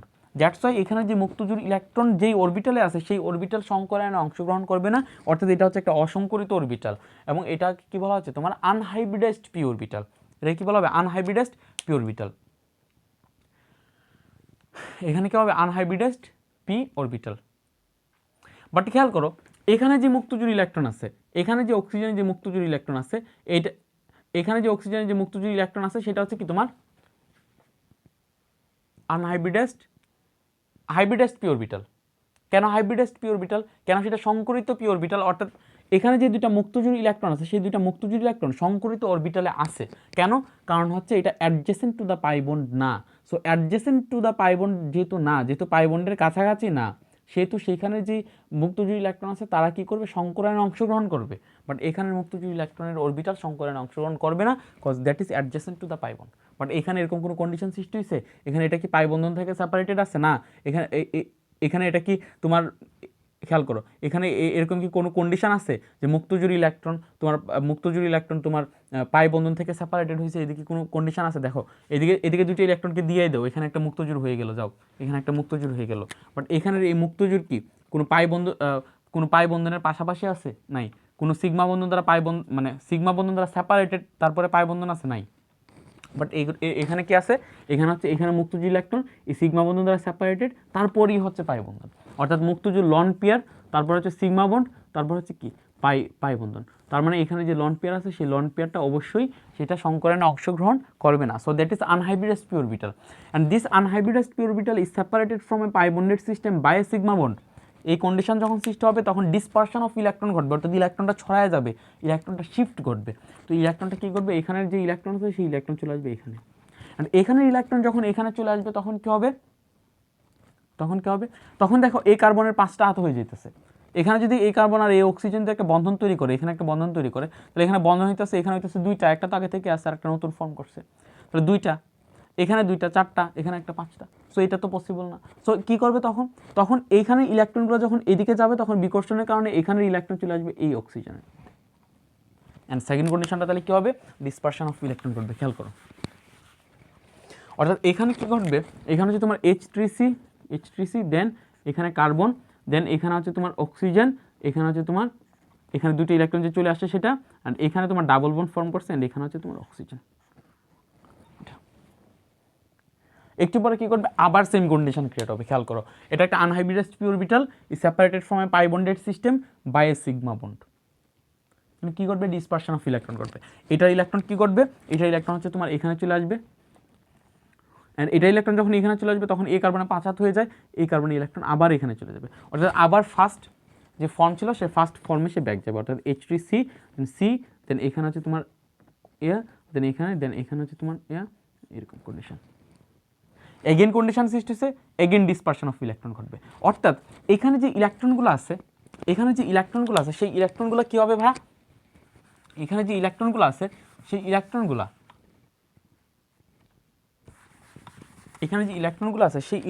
কী করবে, এখানে যে ইলেকট্রন আছে H3C দেন এখানে ধরো যে অক্সিজেন, দেন এখানে হচ্ছে অক্সিজেন, এটা হচ্ছে আংশিক নেগেটিভ, কারণ দুইটার মধ্যে নেগেটিভিটি আছে। সো আমরা হাইব্রিড স্ট্রাকচার লেখার সময় এটা পড়াইছিলাম।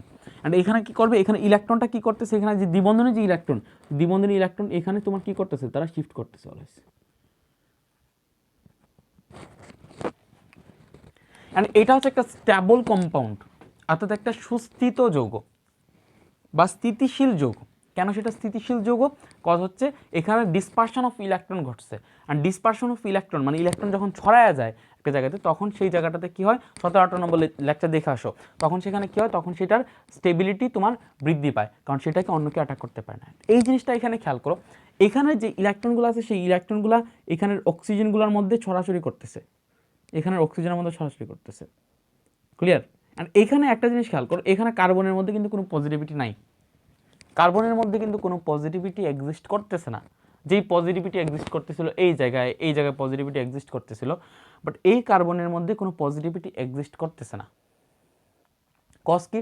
কজ হচ্ছে এই কার্বন যদি এখান থেকে ইলেকট্রনটা তার নিজের দিকে মানে এখানের অক্সিজেন যদি এখানে কার্বনের ইলেকট্রনকে তার নিজের দিকে টান দেয়, যদি এটা ঘটে, তোমরা এখন ভাবতে পারো ভাইয়া এটা তো ঘটতে পারে, এখানের অক্সিজেন এই কার্বনের ইলেকট্রনকে তার নিজের দিকে টান দিতে পারে না। ফার্স্ট কথা হচ্ছে পারবে না। আর দুইটা কজ, একটা কথা হচ্ছে এখানে যদি ইলেকট্রনগুলোকে যদি ওই অক্সিজেন যদি তার নিজের দিকে টান দেয়, এখানের অক্সিজেন যদি তার এখানের ইলেকট্রনগুলোকে যদি তার নিজের দিকে টান দেয়, তখন এইখানে তার যে হাইব্রিড স্ট্রাকচার আছে, তার যে ডিসপারশন অফ ইলেকট্রন আছে, বা তার যে স্থিতিশীল যে একটা কাঠামো ফর্ম হয়েছে এই জায়গাতে, সেই কাঠামোটা থাকবে না। ফার্স্ট কথা হচ্ছে এটা, সেই কাঠামোটা কি হবে না, সেই কাঠামোটা থাকবে না। সেকেন্ড কজ হচ্ছে ভাই এখানে যে অক্সিজেন আছে সেটা অলরেডি নেগেটিভ, সেটা আংশিক নেগেটিভ। এখানে যে অক্সিজেন আছে সেটা অলরেডি আংশিক নেগেটিভ। বা ব্যাপারটা চিন্তা করতে পারো এইভাবে, হাইব্রিড স্ট্রাকচার আমরা কি পড়ছিলাম, যে একটা যৌগ একই সাথে সে দুইটা তোমার রূপে থাকতে পারে, ঠিক আছে? এটাই তো কোয়ান্টাম তত্ত্বে, যে একটা বস্তু সে একই সময় দুইটা জায়গায় থাকতে পারে। সো এখানে যে দুইটা তোমার ইলেকট্রন, সেই নেগেটিভিটিটা একই সময়ে এই অক্সিজেনও আছে, আবার এই অক্সিজেনও আছে। দ্যাটস আমরা এখানে এরকমভাবে দেখাইছি। অর্থাৎ খেয়াল করো, এখানে আমরা যদি সেখানে অ্যালডিহাইডের কথা চিন্তা করি বা কিটোনের কথা চিন্তা করি, তখন এখানে যে অক্সিজেনটা এখানে সে আগে থেকে কিন্তু নেগেটিভ না, আগে থেকে তার উপরে মাইনাস নাই, সে এখান থেকে ইলেকট্রন তার নিজের দিকে কিছুটা টানছে, দ্যাটস হয় তার উপরে মাইনাস আসছে, তার উপরে পজিটিভ আসছে, আংশিক পজিটিভ। ক্লিয়ার? এখানে খেয়াল করো, এখানে হচ্ছে কার্বক্সিলেট আয়নের মধ্যে এখানে যে অক্সিজেনগুলো আছে তারা অলরেডি নেগেটিভ, অলরেডি তাদের উপর নেগেটিভিটি আছে, খেয়াল করো, এটার উপর নেগেটিভিটি আছে ইলেকট্রন, এটার উপর নেগেটিভিটি আছে ইলেকট্রন, অলরেডি তাদের মধ্যে নেগেটিভিটি আছে, অলরেডি তাদের মধ্যে ইলেকট্রন বাড়তি আছে, অলরেডি তারা স্টেবল। সো অলরেডি তাদের মধ্যে যেহেতু ইলেকট্রন আছে, সো তারা এই কার্বন এবং অক্সিজেনের মধ্যকার বন্ধন থেকে ইলেকট্রন তাদের নিজের দিকে টেনে নেওয়ার টেন্ডেন্সি তাদের থাকবে না, কজ তাদের আগে থেকে ইলেকট্রন নেগেটিভ। সেকেন্ড জিনিস হচ্ছে এইভাবে চিন্তা করতে পারো, এদের এখানে আগে নেগেটিভ হয়ে আছে, দ্যাট মিনস এটা হচ্ছে নেগেটিভ, আর এখানে হচ্ছে ইলেকট্রন নেগেটিভ। সো নেগেটিভ আর এই নেগেটিভ একটা কী করবে, বিকর্ষণ করবে। দ্যাটস ওয়াই এই ইলেকট্রনগুলো এই অক্সিজেনের দিকে সরবে না, বরঞ্চ এই ইলেকট্রনগুলো কার্বনের দিকে চলে আসবে। বিকর্ষণের কারণে এটা নেগেটিভ, দেন বিকর্ষণের কারণে এখানে কার্বনের দিকে চলে আসবে। দ্যাটস ওয়াই এখানের যে কার্বন আছে সেই কার্বনটার পজিটিভ হওয়ার কোনো চান্স নাই, যেটা হয়েছিল অ্যালডিহাইড এবং কিটোনে। অ্যালডিহাইড এবং কিটোনে কি হইতেছিল, এখানে কার্বন পজিটিভ হইতেছিল, এখানে কার্বন পজিটিভ হইতেছিল, বাট এখানে কার্বন যেহেতু পজিটিভ হওয়ার চান্স নাই, সো তুমি এদিকে একটা নিউক্লিওফাইল দিয়ে দাও, এদিকে একটা তুমি CN দিয়ে দাও, সে নেগেটিভ হইলেও সে এখানে গিয়ে অ্যাটাক করবে না, কজ এখানে তো পজিটিভ নাই, পজিটিভ না থাকলেও তো নেগেটিভ গিয়ে অ্যাটাক করতে পারবে না। Clear? That's why carboxylic acid কি করে না, কেন্দ্রাকর্ষী দ্রুত বিক্রিয়ায় বা নিউক্লিওফিলিক এডিশন রিয়াকশানে সে অংশগ্রহণ করে না। কার্বক্সিলিক অ্যাসিড কি করে না, কেন্দ্রাকর্ষী বিক্রিয়ায় সে কি করে না, অংশগ্রহণ করে না। তো এটা হচ্ছে কজ। তাহলে তোমরা পরীক্ষায় কী লিখবা, পরীক্ষায় এই স্ট্রাকচারগুলো দেখাবা, স্ট্রাকচারগুলো দেখায় বলবা যেখানে যেই কার্বক্সিলিক অ্যাসিডকে আমরা দ্রাবককে দেওয়ার পরে তারা যেই কার্বক্সিলেট আয়ন ফর্ম করবে, সেই কার্বক্সিলেট আয়ন রেজোনেন্সের মাধ্যমে সুস্থিতি লাভ করে। সো রেজোনেন্সের মাধ্যমে সুস্থিতি লাভ করে এবং সেইখানে কার্বনের মধ্যে কোনো পজিটিভ চার্জের সৃষ্টি হয় না। যেহেতু কোনো কার্বনের মধ্যে কোনো পজিটিভ চার্জের সৃষ্টি হয় না, সো এটা নিউক্লিওফাইল দ্বারাও কী হয় না, তোমার আক্রমণ হয় না। সো নিউক্লিওফাইল দ্বারা আক্রমণ না হওয়ার কারণে সেখানে নিউক্লিওফাইল আইসা সংযুক্তও হইতে পারে না, যেটা অ্যালডিহাইড এবং কিটোনে ঘটে। ক্লিয়ার? সো এখানে কার্বনিলমূলক থাকা সত্ত্বেও ইনিশিয়ালি আমাদের কাছে মনে হচ্ছিল যে এখানে কার্বনিলমূলক আছে, অর্থাৎ C+O গ্রুপ সংযুক্ত আছে, অর্থাৎ সেখানে C+O গ্রুপ সংযুক্ত থাকা সত্ত্বেও সেটা কেন্দ্রাকর্ষীয় দ্রুত বিক্রিয়া বা নিউক্লিওফিলিক এডিশন রিঅ্যাকশন দেয় না। ক্লিয়ার? শেষ, বেসিক শেষ। আচ্ছা, বেসিক শেষের পরে এখন আমরা যাব হচ্ছে তোমার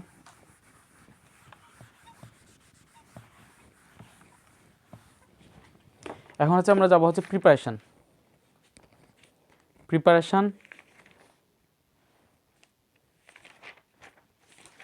অ্যান্ড আইডেন্টিফিকেশন।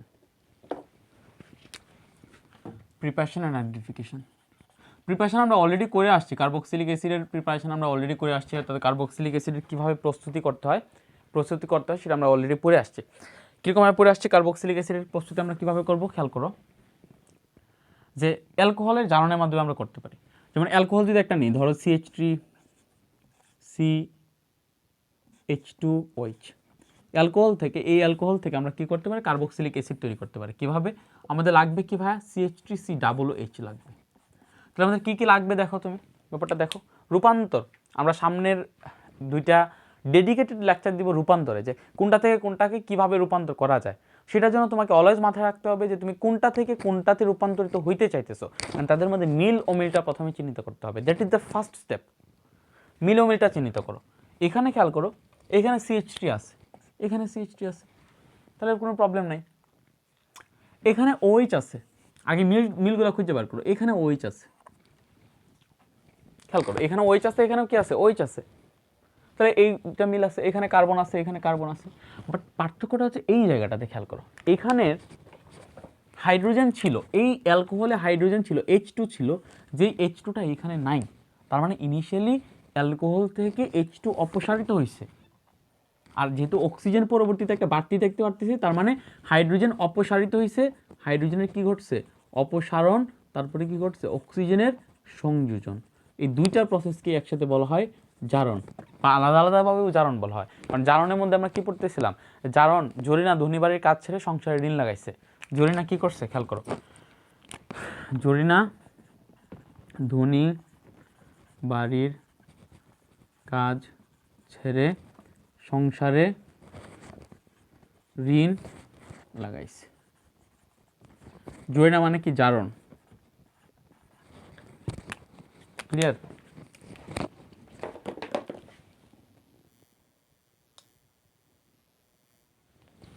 আচ্ছা, তো জরিনা মানে কি, জারণ। ধনীবাড়ির কাজ ছাড়ছে মানে কি, মানে ধনীবাড়ির কাজ ছেড়ে মানে হচ্ছে ধনাত্মক তড়িৎ, ধনাত্মক মৌলের অপসারণ বা ছাড়ন, ঠিক আছে, অপসারণ। আর সংসারে ঋণ লাগাইছে, ঋণ লাগানো মানে ঋণাত্মক তড়িৎ, ঋণাত্মক মৌলের সংযোজন, এখন খেয়াল করো, হাইড্রোজেন হচ্ছে তড়িৎ ধনাত্মক, অক্সিজেন হচ্ছে তড়িৎ ঋণাত্মক। তাহলে হাইড্রোজেনের অপসারণ মানে হচ্ছে জারণ, আর অক্সিজেনের সংযোজন মানেও কি, জারণ। তাহলে আমরা যদি এখানে, তার মানে আমাদের এই সেন্সটা মাথায় আসতে হবে যে ভাইয়া অ্যালকোহল থেকে জারণের মাধ্যমে আমরা কার্বক্সিলিক অ্যাসিড পাবো। কিসের মাধ্যমে পাবো, অ্যালকোহল থেকে জারণের মাধ্যমে আমরা কি পাবো, কার্বক্সিলিক অ্যাসিড পাবো। সো অ্যালকোহল থেকে যদি জারণের মাধ্যমে কার্বক্সিলিক অ্যাসিড পাই, তাহলে আমাদের কী দিতে হবে, সেখানে তীব্র জারক পদার্থ দিতে হবে। অ্যান্ড অ্যালকোহলের মধ্যে থেকে আমরা কী তীব্র জারক পদার্থ দিয়েছিলাম, K2Cr2O7 প্লাস H2SO4, মনে আছে কিনা? K2Cr2O7 প্লাস H2SO4 এরা হচ্ছে জারক পদার্থ হিসেবে কাজ করে। সো আমরা যেটা করবো সেটা হচ্ছে, এখানে ধরো যে CH3, দেন হচ্ছে তোমার CH2 হচ্ছে OH, এটার মধ্যে আমরা কি করবো, এটার মধ্যে আমরা তোমার K2Cr2O7 প্লাস H2SO4 দিব। সরি, K2Cr2O7 H2SO4 ওইভাবে লিখবো। এটা এরা হচ্ছে জার্মান অক্সিজেন উৎপন্ন করে দিবে। এরা কি উৎপন্ন করে দিব, German oxygen. K2Cr2O7 plus H2SO4, এটা যদি দেই তখন কি হবে, এখান থেকে দুইটা হাইড্রোজেন অপসারিত এই অক্সিজেনের সাথে বিক্রিয়া করে H2O উৎপন্ন করবে, জারণ হয়ে গেল এটার। জারক পদার্থ দিচ্ছি যারা জারণ ঘটাবে।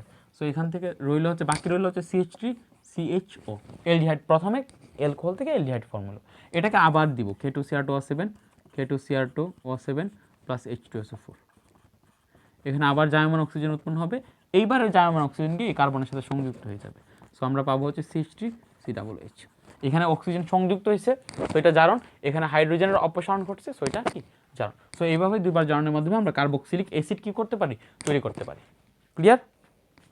এখন খেয়াল করো, এভাবে কার্বক্সিলিক অ্যাসিড তৈরি করতে পারি, কিন্তু আমাদের যে আছে এটা কি বলে, আমাদের যে তোমার অ্যারোমেটিক কম্পাউন্ডস আছে, সেই অ্যারোমেটিক কম্পাউন্ডসের জারণের জন্য আমরা K2Cr2O7 প্লাস H2SO4 ইউজ করলে হবে না। সেইখানে জারণের জন্য তাদের ক্ষেত্রে আমরা একটা স্পেশাল একটা যৌগ জারক ইউজ করি, যেটা হচ্ছে তোমার KMnO4।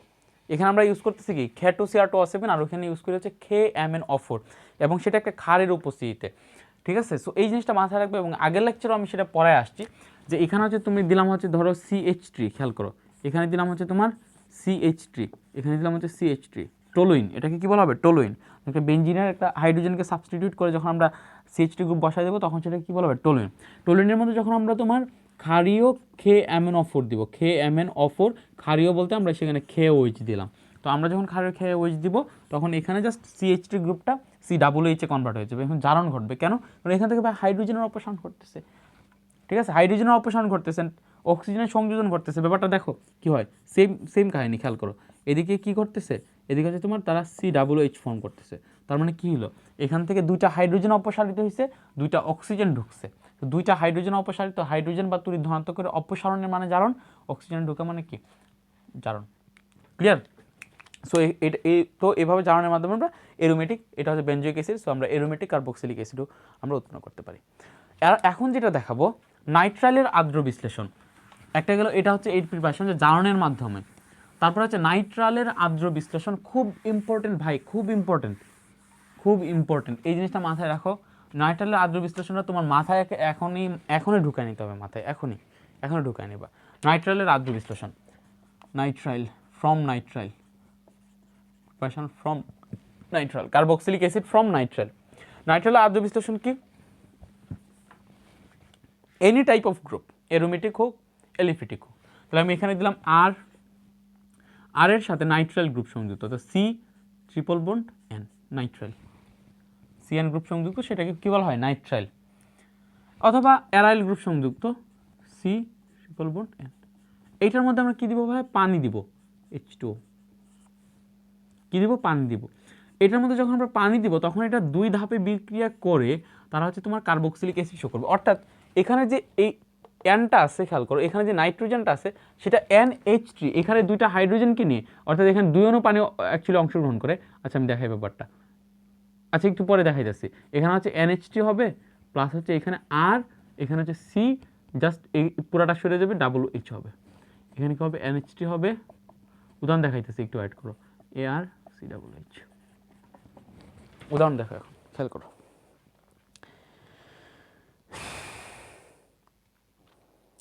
ধরা হচ্ছে প্রথমে দিলাম হচ্ছে CH3CN, CH3C≡N। এটার মধ্যে আমি প্রথমে পানি দিলাম, H2O দিলাম। প্রথমে যেটা হবে সেটা হচ্ছে এখানে নাইট্রোজেনের সাথে দুইটা হাইড্রোজেন সংযুক্ত হবে, আর এখানে কার্বনের সাথে অক্সিজেন সংযুক্ত হবে। সিম্পল ট্রিক্স, খেয়াল করো। তাহলে এখানে আমরা কি পাবো, CH3, কার্বনের সাথে অক্সিজেন সংযুক্ত হলে CO, আর নাইট্রোজেনের সাথে হাইড্রোজেন সংযুক্ত হলে NH2। এটা এগেইন পানির সাথে বিক্রিয়া করবে। এখন যেটা হবে, আর্দ্র বিশ্লেষণ ঘটবে, নাইট্রাইলের আর্দ্র বিশ্লেষণ। আর্দ্র বিশ্লেষণ মানে কি, পানির যে বিপরীত অংশ, পানির দুইটা অংশ আছে, একটা হচ্ছে H+ আর একটা হচ্ছে OH-। কোনো একটা রিঅ্যাক্টেন্ট, কোনো একটা বিক্রিয়ক যদি পানির বিপরীত অংশের সাথে কি করে, দুইটা বিপরীত অংশের সাথেই সে বিক্রিয়া করে, ঠিক আছে, তখন সেটাকে কি বলা হয়, আর্দ্র বিশ্লেষণ বিক্রিয়া। সো এখানে যেটা হবে সেটা হচ্ছে, এখানে যে H, খেয়াল করো, এখানে যে OH, এখানে হচ্ছে OH- আর একটা হচ্ছে কি H+, এখানে যে H+ আছে সেটা গিয়ে বিক্রিয়া করবে হচ্ছে NH2 এর সাথে, NH2 এর সাথে বিক্রিয়া করে সে হচ্ছে NH2 আর একটা H যদি সংযুক্ত করে, তাহলে সেটা হবে NH3। আর যেটা হবে সেটা হচ্ছে এই NH2 তো চলে গেল, বাকি হলো CH3CO গ্রুপ, তার সাথে এখানে OH এসে এখন সংযুক্ত হবে, তাহলে আমরা পাবো হচ্ছে CH3COOH গ্রুপ। সিম্পল। তার মানে এখানে অ্যামোনিয়া, এর দুই অণু পানি খরচ হবে, অ্যামোনিয়া পাবো, কার্বক্সিলিক অ্যাসিড পাবো। খুব ইম্পর্টেন্ট, খুব ইম্পর্টেন্ট, কারণ রূপান্তর সমীকরণে যখন আমরা যাব যে একটা থেকে একটা রূপান্তর করা, এটা কিন্তু একটা ট্রিক্স। আমরা কি করতে পারতেছি, তোমার সায়ানাইড থেকে ওটা CN গ্রুপ থেকে আমরা কার্বক্সিলিক অ্যাসিডে চলে যেতে পারতেছি। এটা কেন বলতেছি জানো, এটা কিন্তু তোমার এলডিহাইড থেকে আমরা কার্বক্সিলিক অ্যাসিডে চলে যেতে পারি, কারণ এলডিহাইড যেহেতু নিউক্লিওফিলিক, খেয়াল করো এলডিহাইড থেকে যেতে পারবো। আচ্ছা, ওইটা রূপান্তর সমীকরণে দেখাবো না আস্তে আস্তে, বাট এই জিনিসটা মাথায় রাখো, নাইট্রালের আদ্র বিশ্লেষণের মাধ্যমে ঘটে। এখন তুমি এটা যে কোনো হইতে পারে, ধরো এটা হচ্ছে তোমার বেনজিন, হচ্ছে উপরে সি নাইট্রাল প্লাস H2O দেও,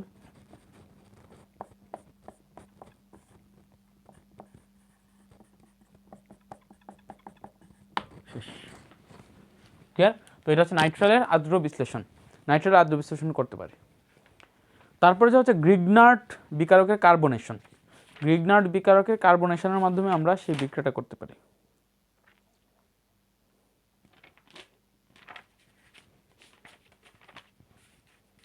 অনেক কিছু আর কি, ঠিক আছে। তাহলে নাইট্রালের আদ্র বিশ্লেষণে গেল যে CN গ্রুপ থেকে আমরা COOH গ্রুপে চলে যেতে পারি। Clear?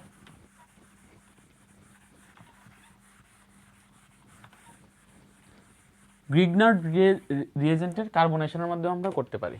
Grignard reagent from Grignard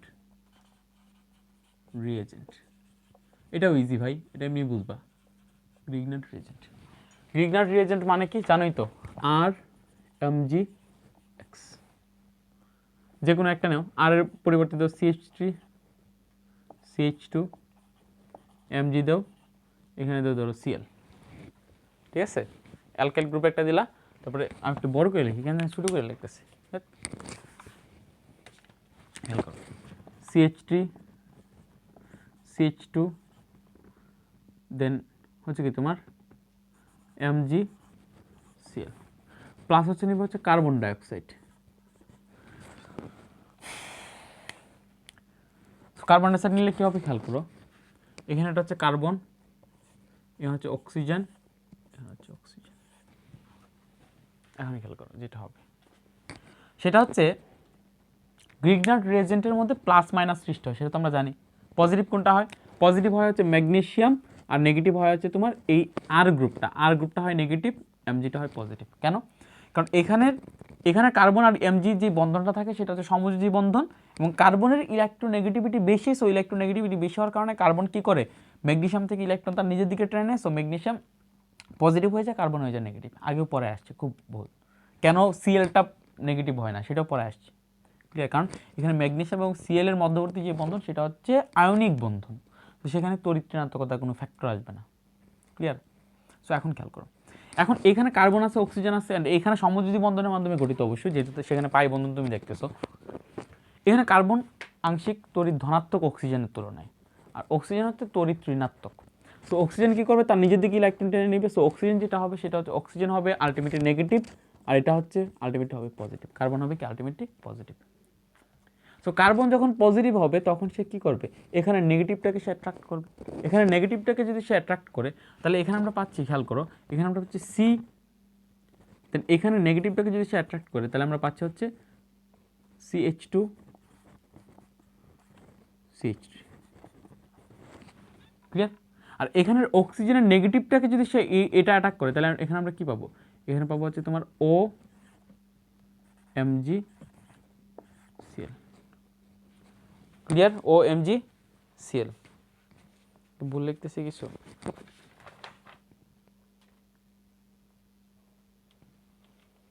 আচ্ছা, এখানে হচ্ছে দুইটা অক্সিজেন আছে, তারপরে সেটাকে যদি সোজা অর্থে লিখি তাহলে সোজা অর্থে এইভাবে লিখতে পারি, CH3 CH2, খেয়াল করো, তারপর COO, এখানে একটা O, এখানে একটা O, OO MgCl। এখন কি করবো আমরা, এখন এটাকে পানির সাথে বিক্রিয়া ঘটাবো। পানির সাথে বলতে অ্যাসিড দিব। সো পানির সাথে যদি দিই তাহলে পানি হচ্ছে H+ দিবে, আর একটা কী দিবে, OH- দিবে। আমরা প্রত্যেকটা গ্রিগনার্ড রিয়েজেন্টের প্রত্যেকটার সেকেন্ড স্টেপটাই থাকে যে সেখানে তুমি পানি সংযোজন করে দাও, একটা যায় H+ সংযুক্ত হবে, আর একটা OH- সংযুক্ত হবে। OH- কার সাথে সংযুক্ত হয়, Mgর মাঝখানে এসে বসে যায়, Mgটা বের হয়ে যায়, MgOHCl হয়। আর তাহলে এই H প্লাসটা যদি এখানে গিয়ে বসে তাহলে আমরা এখানে পাবো হচ্ছে CH3 CH2 COOH। বাট এইদিকে একটা জিনিস একটু মাথায় রাখতে হবে, একটা জিনিস মাথায় রাখতে হবে, এইদিকে তোমার কার্বন সংখ্যা 1 বাইরা যায়। তুমি যখন গ্রিগনার্ড রিয়েজেন্টের মাধ্যমে কার্বক্সিলিক অ্যাসিড তৈরি করবা তখন কার্বন সংখ্যা 1 বাইরা যাবে। অর্থাৎ খেয়াল করো, তুমি এদিকে 2 কার্বন বিশিষ্ট গ্রিগনার্ড রিয়েজেন্ট নিছিলা, কার্বক্সিলিক অ্যাসিড হচ্ছে 3 কার্বন বিশিষ্ট। কেন? কারণ কার্বন ডাইঅক্সাইডের একটা কার্বন সেখানে অ্যাড হয়ে গেছে, কার্বন ডাইঅক্সাইডের একটা কার্বনে গিয়ে সে 2টা কার্বন অ্যাড হয়েছে, তাই না? তাহলে তোমাকে যদি বলে প্রোপানোয়িক অ্যাসিড তৈরি করো, তাহলে অবশ্যই তুমি যে গ্রিগনার্ড রিয়েজেন্ট নিবা সেখানে 2টা কার্বন নিবা। তোমাকে যদি বলে বিউটানোয়িক অ্যাসিড তৈরি করো গ্রিগনার্ড রিয়েজেন্টের মাধ্যমে, তাহলে অবশ্যই তুমি সেখানে 3টা কার্বন নিবা, যাতে একটা বাইরেও যাতে আলটিমেটলি 4টা হয়। ঠিক আছে? তাহলে গ্রিগনার্ড রিয়েজেন্টের মাধ্যমে প্রস্তুতি গেল।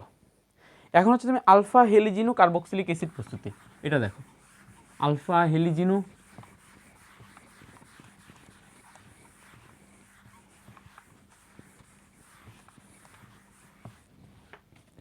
খুব ইজি। আলফা হেলিজিনো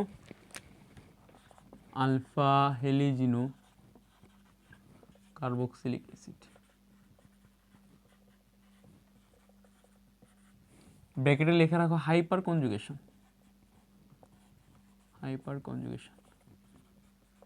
এই বিক্রিয়াটার একটা নাম আছে, হেল ভুল হার্ট জেলেনিস্কি।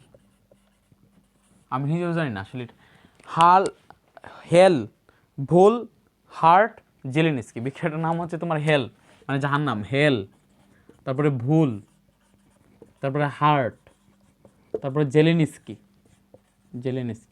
এই বিক্রিয়ার নাম, বুঝছো?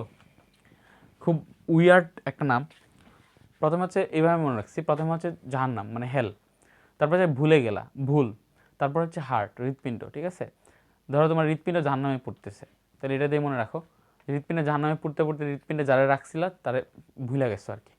তো এভাবে মনে রাখতে পারো, হেল ভুল হার্ট, তারপরে জেলেনিস্কি মানে হার্টের মানে আগুনের মধ্যে সেটা জ্বলতেছে। ঠিক আছে? জাহান্নামের আগুনে, সো জেলেনিস্কি মানে জ্বলা মানে জেলেনিস্কি। ক্লিয়ার? হেল ভুল হার্ট জেলেনিস্কি। এটা কি বোঝায়? এটা বোঝায় যে যদি কোনো কার্বক্সিলিক অ্যাসিডের আলফা হাইড্রোজেন থাকে, কি থাকে? Alpha hydrogen. কার্বক্সিলিক অ্যাসিডের আলফা হাইড্রোজেন, তোমার আলফা হাইড্রোজেনকে প্রতিস্থাপিত করে দেওয়া যায় খুব ইজিলি। কেন আলফা হাইড্রোজেনকে খুব ইজিলি প্রতিস্থাপিত করা যায়? সেটা কজ হচ্ছে হাইপার কনজুগেশন। হাইপার কনজুগেশন পরে আসছে, again 17-18 number lecture. And hybridization, খেয়াল করো, ধরো এখানে হচ্ছে CH3, এটা হচ্ছে CH3, দেন হচ্ছে COOH। তো এখানে আলফা হাইড্রোজেন এক্সিস্ট করে। আলফা হাইড্রোজেন মানে কি? কার্যকরীমূলক যেই কার্বনের সাথে সংযুক্ত সেই কার্বনকে বলা হয় আলফা কার্বন। সো খেয়াল করো, এটা হচ্ছে কার্বক্সিলিক অ্যাসিড, এটা হচ্ছে কার্যকরীমূলক। এই কার্যকরীমূলক কোন কার্বনের সাথে সংযুক্ত? এই কার্বনের সাথে সংযুক্ত। সো কার্যকরীমূলক যেই কার্বনের সাথে সংযুক্ত সেটাকে বলা হবে আলফা কার্বন। আলফা কার্বনের হাইড্রোজেনগুলোকে বলা হবে আলফা হাইড্রোজেন। আলফা কার্বনের হাইড্রোজেনগুলোকে কি বলা হবে? Alpha hydrogen. আলফা কার্বনের হাইড্রোজেনগুলোকে বলা হবে আলফা হাইড্রোজেন। সো এই আলফা হাইড্রোজেনের যে আলফা হাইড্রোজেন তো হয়ে গেল। এটাকে আমরা কি করব? যখন আমরা এখানে ক্লোরিন দিব, Cl2 দিব, প্লাস এখানে যখন আমরা লাল ফসফরাস দিব, লাল ফসফরাস একটা প্রভাবক হিসেবে কাজ করবে, তখন কি হবে? এখানের ক্লোরিনগুলো এখানের হাইড্রোজেনগুলোকে সাবস্টিটিউট করে দিতে থাকবে, অর্থাৎ প্রতিস্থাপিত করে দিতে থাকবে। অর্থাৎ এখানে একটা 3টা হাইড্রোজেন না, সেখানে একটা হাইড্রোজেন প্রতিস্থাপিত হয়ে যাবে Cl, তারপরে H, তারপরে C, তারপরে হচ্ছে তোমার COOH, সরি CH2। কারণ এখানে 3টা হাইড্রোজেন ছিল, একটা হাইড্রোজেনকে সে প্রতিস্থাপিত করে দিয়েছে, আর একটা ক্লোরিন ছিল, সেই ক্লোরিনের সাথে এখানে প্রতিস্থাপিত হাইড্রোজেন মিলে HCl ফর্ম করবে। এগেইন এটা কি করবে? CH2, এটা কি করবে? COOH, এটা এগেইন Cl2 এর সাথে যদি বিক্রিয়া ঘটাও, তাহলে আবার একটা ক্লোরিন আবার আর একটা হাইড্রোজেনকে সে প্রতিস্থাপিত করে দেবে, অর্থাৎ হয়ে যাবে হচ্ছে Cl2H, দেন C, দেন COOH, প্লাস একটা হাইড্রোজেন গেল HCl। এটাকে যদি এগেইন দাও Cl2H, C, দেন COOH, দেন হচ্ছে Cl2, দেন যদি ফসফরাস দাও যেটা হবে Cl3 হয়ে যাবে। আর একটা Cl, এটা আরেকটা হাইড্রোজেনকে প্রতিস্থাপিত করে দিবে COOH, ট্রাইক্লোরো ইথানোয়িক অ্যাসিড। এবং এই যে এই রিয়াকশনটা, আমরা আলফা হাইড্রোজেনকে আমরা কোনো কিছুতে প্রতিস্থাপিত করে দিয়ে দিতে পারতেছে। কাদেরকে দিয়ে প্রতিস্থাপিত করব? অবশ্যই তাদেরকে দিয়ে প্রতিস্থাপিত করব যারা হচ্ছে মেইনলি তোমার কি, যারা হচ্ছে তোমার কার্বন কি হয় তোমার নেগেটিভ হয় না, কার্বন নেগেটিভ, যারা হচ্ছে তোমার আচ্ছা যারা হচ্ছে তোমার মানে যারা নিজেরা নেগেটিভ, ঠিক আছে, আমি বলতে পারতেছি না ওটা ইলেকট্রোফিলিক, তোমার মাথায় আসতেছে না, ব্ল্যাঙ্ক হয়ে গেছে। সো মেন কথা হচ্ছে যারা নেগেটিভ এরকম কিছু দিয়ে বা অধিক তড়িৎ ঋণাত্মক, মেন কথা হচ্ছে এটা তড়িৎ ঋণাত্মক যারা আছে, অধিক তড়িৎ ঋণাত্মক মৌল দিয়ে আমরা কি করতে পারি, ওইখানের হাইড্রোজেনগুলোকে প্রতিস্থাপিত করে দিতে পারি। এখন সেটা কেন প্রতিস্থাপিত হয়, আলফা হাইড্রোজেনগুলো কেন প্রতিস্থাপিত হয়, তুমি একটা খেয়াল করো, এই হেলভুল হার্টজিলেনস্কি বিক্রিয়া কিন্তু তোমার HCOH দিবে না। HCOH এটা কি মিথানোয়িক অ্যাসিড, এইটাকে যদি তুমি Cl2 এর সাথে বিক্রিয়া ঘটাও কোনো রিয়াকশন ঘটবে না। এখন আমাদের এই কথাটা ফাইন্ড আউট করতে হবে, এইটার ক্ষেত্রে কেন রিয়াকশন ঘটতেছে না, আর আলফা হাইড্রোজেন থাকলে কেন রিয়াকশন ঘটতেছে। এখানে কিন্তু কোনো আলফা হাইড্রোজেন নাই, কারণ এখানে যে কার্বক্সিলিক অ্যাসিড গ্রুপ আছে, অনেক পোলাপাইন এটার আলফা হাইড্রোজেন ধরে বসে থাকে। ভাই কার্যকরী মূলকের সাথে যে হাইড্রোজেন সংযুক্ত না, কার্যকরী মূলকের সাথে আগে কার্বন সংযুক্ত থাকা লাগবে, ওই কার্বনের হাইড্রোজেন হচ্ছে আলফা হাইড্রোজেন, আলফা কার্বনের হাইড্রোজেন আলফা হাইড্রোজেন। তো এখানে হচ্ছে COH তো কোনো কার্বনের সাথে সংযুক্ত না, সো এখানে মেইনলি আলফা কার্বনই এক্সিস্ট করে না। এখানে COH পুরাটা নিজের গ্রুপ, ওই কার্যকরী মূলকের কার্বনকে আলফা কার্বন ধরা যাবে না। কার্যকরী মূলক যেই কার্বনের সাথে সংযুক্ত সেটাকে বলা হয় আলফা কার্বন। সো এই কার্যকরী মূলক COH সেটা কোনো কার্বনের সাথে সংযুক্ত না, সো সেখানে আলফা কার্বন এক্সিস্ট করে না।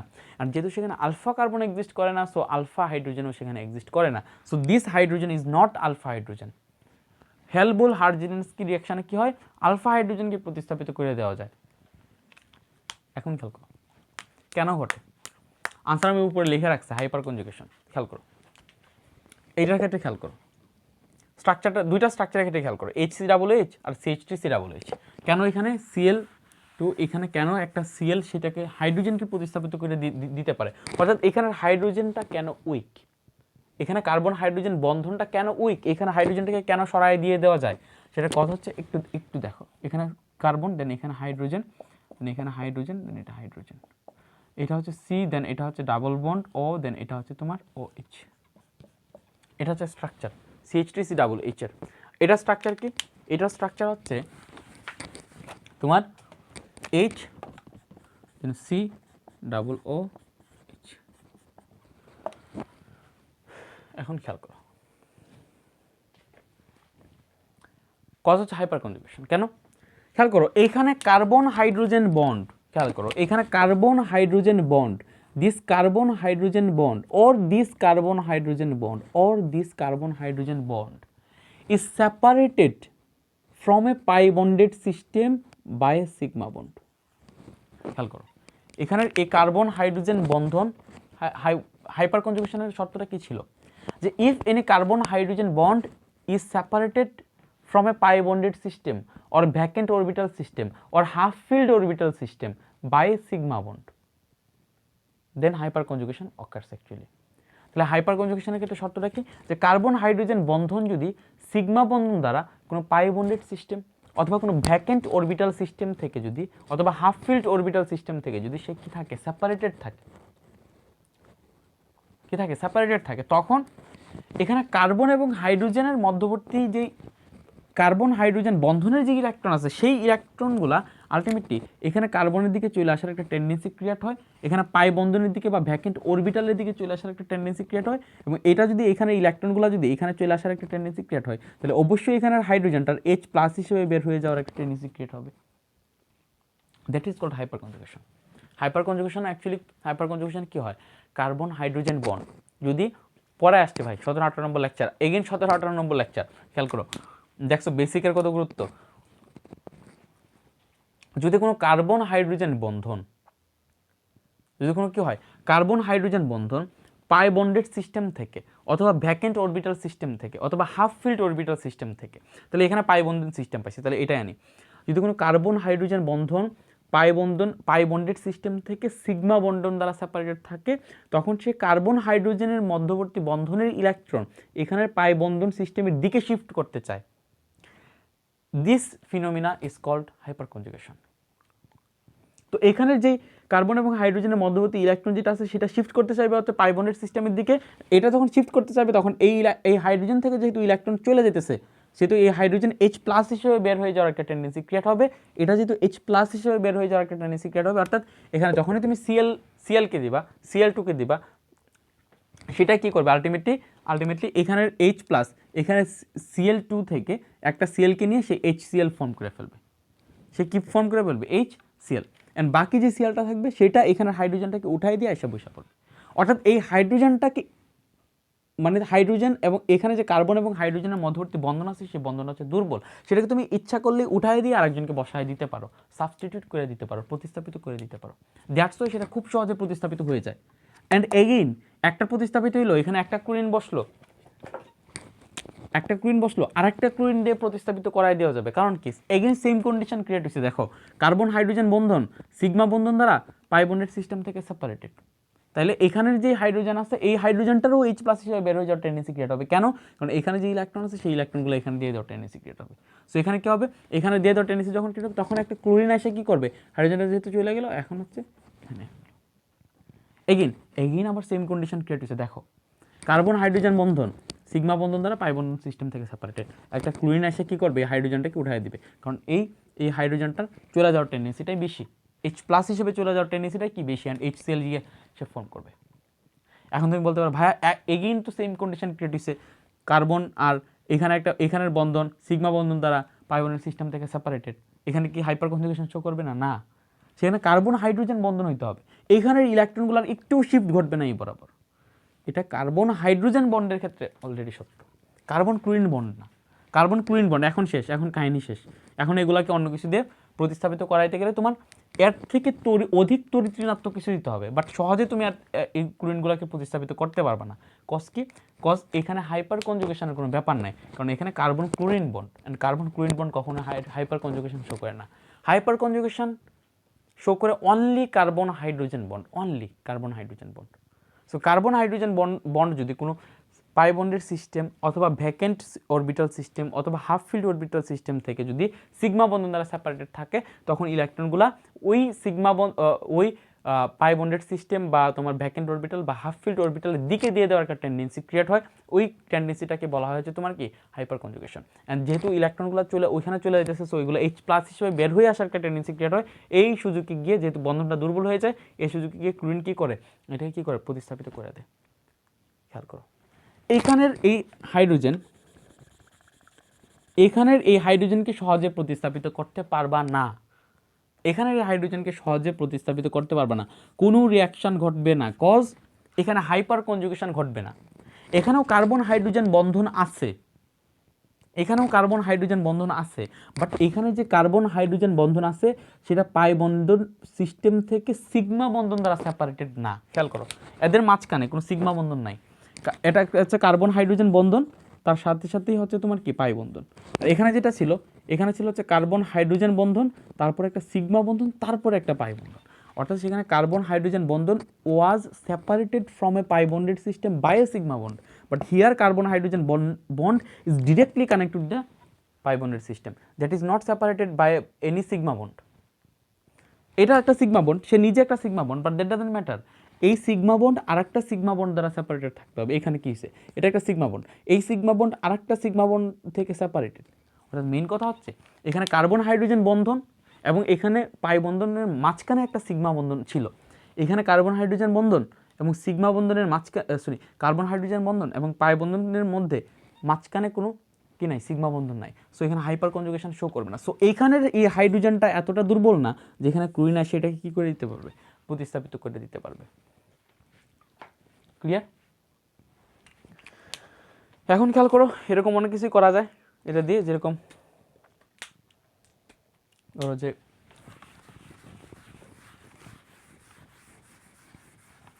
বিভিন্ন যৌগ তৈরি করা যায়।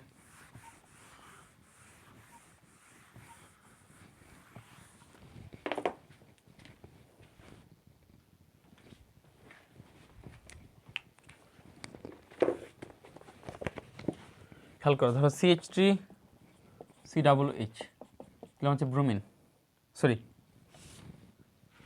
CH3 CH2 COOH,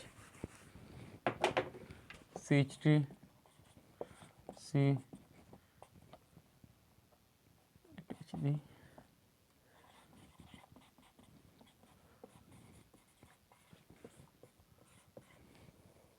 এখন কী হবে খেয়াল করো, এটা হচ্ছে COOH, এটা কোন কার্বনের সাথে সংযুক্ত? এই কার্বন, তাহলে এটা হচ্ছে আলফা কার্বন, তাহলে এটা হচ্ছে hydrogen, alpha hydrogen. So alpha hydrogen exist করতেছে, মানে এখানে কার্বন হাইড্রোজেন বন্ড, তুমি হিসাব করে দেখো কার্বন হাইড্রোজেন বন্ড সিগমা বন্ধন দ্বারা পাই বন্ডের সিস্টেম থেকে সেপারেটেড। সো এখানে কি করবে, একটা ব্রোমিন কি করবে, এটাকে প্রতিস্থাপিত করে ফেলবে। সো এটাকে, এটা দিয়ে আমরা পাবো হচ্ছে CH3 C দেন BrH। এখন এখান থেকে আমরা অনেক কম্পাউন্ড তৈরি করতে পারি, যেমন CH3CH BrCOOH। এখান থেকে আমরা অনেক কম্পাউন্ড তৈরি করতে পারি, যেমন এটার সাথে যদি আমরা ধরো NaOH কে সংযুক্ত করি, তাহলে মাঝখানে OH আসে ঢুকে যাবে। কীভাবে খেয়াল করো, এই NaOH কি দিলে এটা হচ্ছে Na প্লাস, এটা হচ্ছে কি OH মাইনাস, এটা কি Na প্লাস, এটা কি OH মাইনাস। এদিকে কী হবে ভাইয়া, এদিকে হচ্ছে খেয়াল করো কার্বন থেকে ব্রোমিনের ইলেকট্রোনেগেটিভিটি বা তড়িৎ ঋণাত্মকতা বেশি।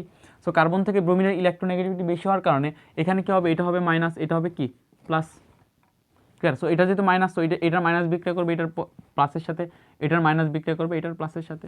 তো আলটিমেটলি আমরা পাবো হচ্ছে CH3 CHOH COOH। আমরা কি তৈরি করছি দেখো, 2 ডিগ্রি অ্যালকোহল তৈরি করে ফেলছি। সো আমরা এখান থেকে 2 ডিগ্রি অ্যালকোহল তৈরি করতে পারি। ক্লিয়ার? যদি এটা অ্যালকোহল এবং কার্বক্সিলিক অ্যাসিড দুইটা সমন্বয়। ক্লিয়ার? আচ্ছা, আবার আমরা কি করতে পারি, এখানে তোমার যদি আমরা অ্যামোনিয়াকে দিয়ে দিই, ধরো CH3, এটাকে আমরা কি দিলাম, এইটাকে আমরা দিলাম হচ্ছে তোমার অ্যামোনিয়া দিলাম NH3 দিলে কী করবে, এখানে কি করতেছিল, এখানে যে তোমার একটা নিউক্লিওফাইল এখানে সাবস্টিটিউট করে দিয়েছিল, অর্থাৎ নিউক্লিওফিলিক সাবস্টিটিউশন রিঅ্যাকশন করতেছিল বা নিউক্লিওফিলিক প্রতিস্থাপন বিক্রিয়া করতেছিল। এখানে নিউক্লিওফাইলটা কী করতেছিল, এখানে ব্রোমিনটাকে তুলে দিয়ে সে এখানে বসে যেতেছিল। সো এখানে NH3 এর মধ্যে নিউক্লিওফাইল হিসেবে কাজ করে কে, অ্যাকচুয়ালি এখান থেকে মেন কথা যেটা হবে, এদের হচ্ছে তোমার লোন পেয়ার আছে, তাই না, এদের হচ্ছে কেসে লোন পেয়ার আছে। তো এদের যেহেতু লোন পেয়ার বা মুক্তজোড় আছে, এর যেহেতু ইলেকট্রন দরকার, সো এখানে কী ঘটবে, CH3 CH COOH। এখানে খেয়াল করো, এখানে হচ্ছে ইনিশিয়ালি এখান থেকে যেই বিয়ারটা আছে সেই বিয়ারটা বের হয়ে যাবে, হচ্ছে বিয়ার মাইনাস হিসেবে থাকবে। আর এখানে যেটা করবে, এই NH3 কী করবে, এখানের এই দুইটা কার্বনকে দুইটা ইলেকট্রন দিয়ে সে হচ্ছে সন্নিবেশ সমযোজী বন্ধন তৈরি করবে, হাইড্রোজেন হাইড্রোজেন হাইড্রোজেন। বাট এখানে যে তোমার নাইট্রোজেনটা আছে, সেই নাইট্রোজেনটা এখন পজিটিভ হয়ে যাবে। কেন? কারণ তার যে মুক্তজোড়ী ইলেকট্রন, সেই দুইটা ইলেকট্রনই সে সমযোজী বন্ধনে সে সরবরাহ করতেছে কার্বনের দিকে। আর যেহেতু সে দুইটা ইলেকট্রনই সরবরাহ করতেছে কার্বনের দিকে, সেহেতু সে কী হয়ে যাবে, পজিটিভ। কারণ সে একজন ইলেকট্রন দাতা হিসেবে কাজ করতেছে। সে কী হিসেবে কাজ করতেছে, ইলেকট্রন দাতা হিসেবে। ইলেকট্রন কী হিসেবে কাজ করতেছে, দাতা হিসেবে। যখন সে ইলেকট্রন দাতা হিসেবে কাজ করতেছে, তখন যেটা হবে সেটা হচ্ছে এখানের, তখন যেটা করবে, এই নাইট্রোজেন যখন ইলেকট্রনে ঘাটতি করবে, তখন এই নাইট্রোজেন যে কোনো একটা হাইড্রোজেন থেকে তার ইলেকট্রনগুলোকে টাইনা নিবে। আর এখানে আলটিমেটলি NH2 থাকবে, আর এই হাইড্রোজেন অ্যাকচুয়ালি H প্লাস হিসেবে বের হয়ে আসবে। এখানে দুইটা এইভাবেই থাকবে, পজিটিভিটি শেষ হয়ে যাবে, কারণ তার ইলেকট্রন চলে আসছে একটা H প্লাস হিসেবে বের হয়ে আসবে, এটার সাথে বিক্রিয়া করবে H। অর্থাৎ এটার মধ্যে কী সংযুক্ত হইতেছে, NH2 সংযুক্ত হইতেছে। ক্লিয়ার? তো বিক্রিয়া করায় দেখো এখানে কী হবে, তোমার মাঝখানে এসে কী ঢুকতেছে, মাঝখানে এসে ঢুকতেছে CH3 CH NH2 COOH। আমরা এমিন উৎপন্ন করে ফেলাম, এমিন NH2 গ্রুপ আছে। ক্লিয়ার? তারপর আমরা যেটা করবো সেটা হচ্ছে, খেয়াল করো, এটা হচ্ছে আরও একটা ইম্পর্টেন্ট জিনিস। আমরা এখানে যদি তোমার কী দিয়ে দিই, বিক্রিয়া দিই, সোডিয়াম সায়ানাইড NaCN, তখন কী হবে, NaCN কী করবে, NaCN এর মধ্যে Na প্লাস, এটা হচ্ছে কি মাইনাস, মাইনাস গিয়ে প্লাসকে অ্যাটাক করবে। সো প্লাস কি কার্বন, আর এই প্লাস গিয়ে মাইনাসকে অ্যাটাক করবে, তো মাইনাস কি ব্রোমিন। সো ফর্ম হবে NaBr প্লাস CH3, খেয়াল করো CH, এখন খুব ভালোভাবে খেয়াল করো CN, ভালোভাবে খেয়াল করো COOH। এখন খেয়াল করো এদিকে হচ্ছে CN গ্রুপ আছে, CN group, carbon triple bond N group আছে। এই গ্রুপ থেকে আমরা কার্বক্সিলিক অ্যাসিডে যাইতে পারি, একটু আগে পড়ে আসছি কীভাবে, আদ্র বিশ্লেষণের মাধ্যমে। এদিকে আমরা কী করবো, পানির সাথে বিক্রিয়া ঘটাই দিব, পানির সাথে যদি বিক্রিয়া ঘটে তখন কী ঘটবে, এখানের এটা আমরা একটু আগে পড়ে আসছি যে R C দেন N, এটার সাথে যদি পানির সাথে বিক্রিয়া ঘটায় তখন কী হবে, আর তখন ইনিশিয়ালি NH3 ফর্ম হবে, অ্যামোনিয়া ফর্ম হবে, প্লাস হচ্ছে RCOOH ফর্ম হবে। একটু আগে পড়ে আসছি না? সো এখানে কী হবে, এখানে তোমার CH3 C, খেয়াল করো HCOOH, এখানে কি হবে, এখানে কার্বন নাইট্রোজেনটা NH2 করে বের হয়ে যাবে, আর এখানে হচ্ছে তোমার, তো এখানে আমরা একটা অ্যাসিড ফর্ম করছি। এই অ্যাসিডটার নাম হচ্ছে, খেয়াল করো, 1 2 3 4 4টা কার্বন, এবং এই অ্যাসিডটার নাম হচ্ছে 2 methyl malonic acid, malonic acid. Clear? So এরকমভাবে অ্যাসিডও ফর্ম করা যায়। ক্লিয়ার? সো এগুলোতে এখন ইজিলি বুঝবা যে কাহিনীটা কি। এগুলো কেন হয়েছে?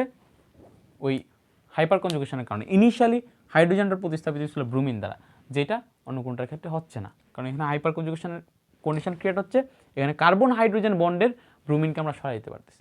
নর্মালি অন্য জায়গাতে কিন্তু ব্রোমিনের সাবস্টিটিউশন ঘটে, কিন্তু সেগুলো কোনগুলোর ক্ষেত্রে ঘটে, সেইখানে নর্মালি সেখানে ইলেকট্রোনেগেটিভিটি পজিটিভিটির সৃষ্টি হয়, ইলেকট্রোনেগেটিভিটি পজিটিভিটির সৃষ্টি হয়, সেখানে নেগেটিভটাকে, সেখানে পজিটিভটাকে গিয়ে অ্যাটাক করে ব্রোমিন। এরকমটা তো আমরা পড়ে আসছি, তাই না? বাট এখানে যেটা হলো, এখানে হচ্ছে কার্বন হাইড্রোজেন বন্ড, একটা নিউট্রাল একটা বন্ড, কার্বন হাইড্রোজেনের ইলেকট্রোনেগেটিভিটির পার্থক্য খুব কম, 0.4 মাত্র। এখানে পোলারিটিরই মোটামুটি সৃষ্টি হয় না। এইখানের ব্রোমিন, এইখানের এই হাইড্রোজেনকে গিয়ে ব্রোমিন প্রতিস্থাপিত করে।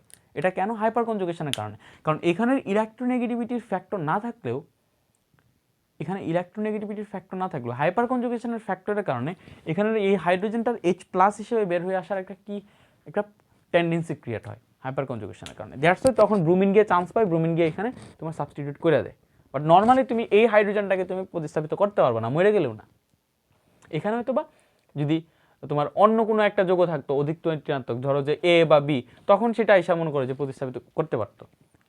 ক্লিয়ার? মেন কথা হচ্ছে এটাই, যে এখানে হচ্ছে কি হাইপার কনজুগেশন ঘটে, এই কার্বনের কোনো হাইড্রোজেনকে তুমি প্রতিস্থাপিত করতে পারবে না, কারণ এই কার্বন হচ্ছে বিটা কার্বন, আর বিটা কার্বনের এই হাইড্রোজেন বা বিটা হাইড্রোজেন আলটিমেটলি হাইপার কনজুগেশনে সে অংশগ্রহণ করবে না।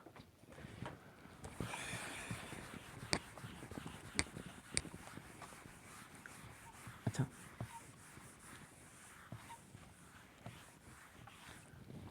আইডেন্টিফিকেশন।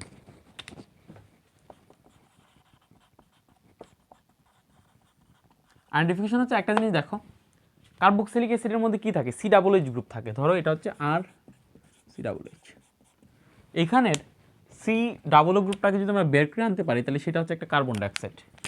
আমরা জানি কার্বন ডাইঅক্সাইড কি করে? চুনের পানিকে ঘোলা করে। সো এটা যেহেতু একটা অ্যাসিড, আমরা কি করব? কার্বন ডাইঅক্সাইডটাকে বের করে আনার জন্য আমরা ক্ষারের সাথে বিক্রিয়া ঘটাবো, যেমন NaHCO3, সোডিয়াম বাইকার্বনেট। এটা হচ্ছে কি একটা ক্ষার। সো অ্যাসিড ক্ষার বিক্রিয়া করে তারা কি উৎপন্ন করবে? লবণ প্লাস পানি। তাহলে কি উৎপন্ন করবে তারা? লবণ প্লাস পানি, অর্থাৎ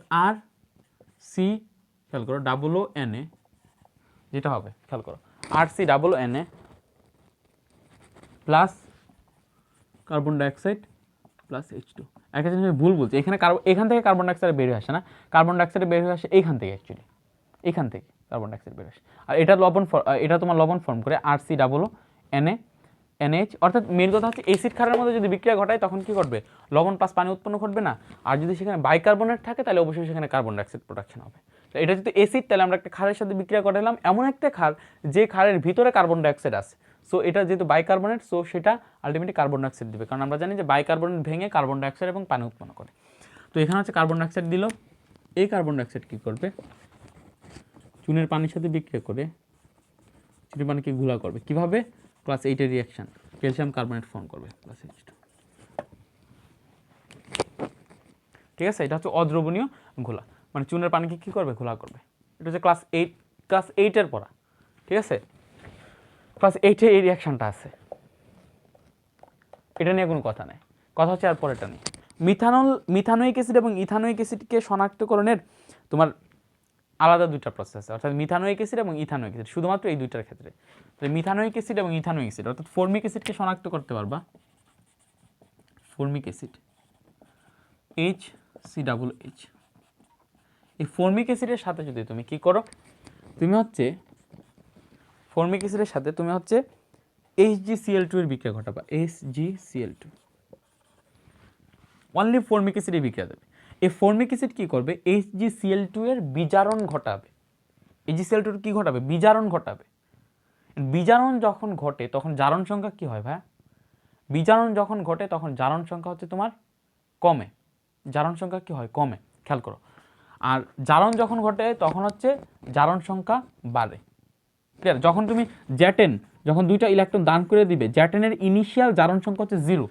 জ্যাটেন যখন দুইটা ইলেকট্রন দান করে দিবে তখন সে হয়ে যাবে জ্যাটেন 2+, তার মানে তার +2, তার মানে খেয়াল করো জারণ সংখ্যা 0 থেকে +2 হয়েছে, অর্থাৎ জারণ সংখ্যা বাড়ছে, তার সেটা বোঝাচ্ছে জারণ। আর যদি 3টা ইলেকট্রন তুমি গ্রহণ করো, ধরো Fe2+, সেই 2টা ইলেকট্রন গ্রহণ করে সে Fe-তে কনভার্ট হলো, সে কিসে কনভার্ট হলো? Fe-তে কনভার্ট হলো। তার মানে এখানে +2 ছিল, তার জারণ সংখ্যা এখানে গিয়ে হলো 0, তাহলে জারণ সংখ্যা কমলো। জারণ সংখ্যা কম মানে কি? তোমার বিজারণ। তাহলে এখানেও এই HgCl2, জাস্ট এই জিনিসটা মনে রাখো, তাহলে রিয়াকশন তুমি খুব ইজিলি করতে পারবা যে HCOH যখন HgCl2 এর সাথে বিক্রিয়া করে তখন মিথানোয়িক অ্যাসিড কি করে? HgCl2 এর বিজারণ ঘটায়। HgCl2 এর কি ঘটে?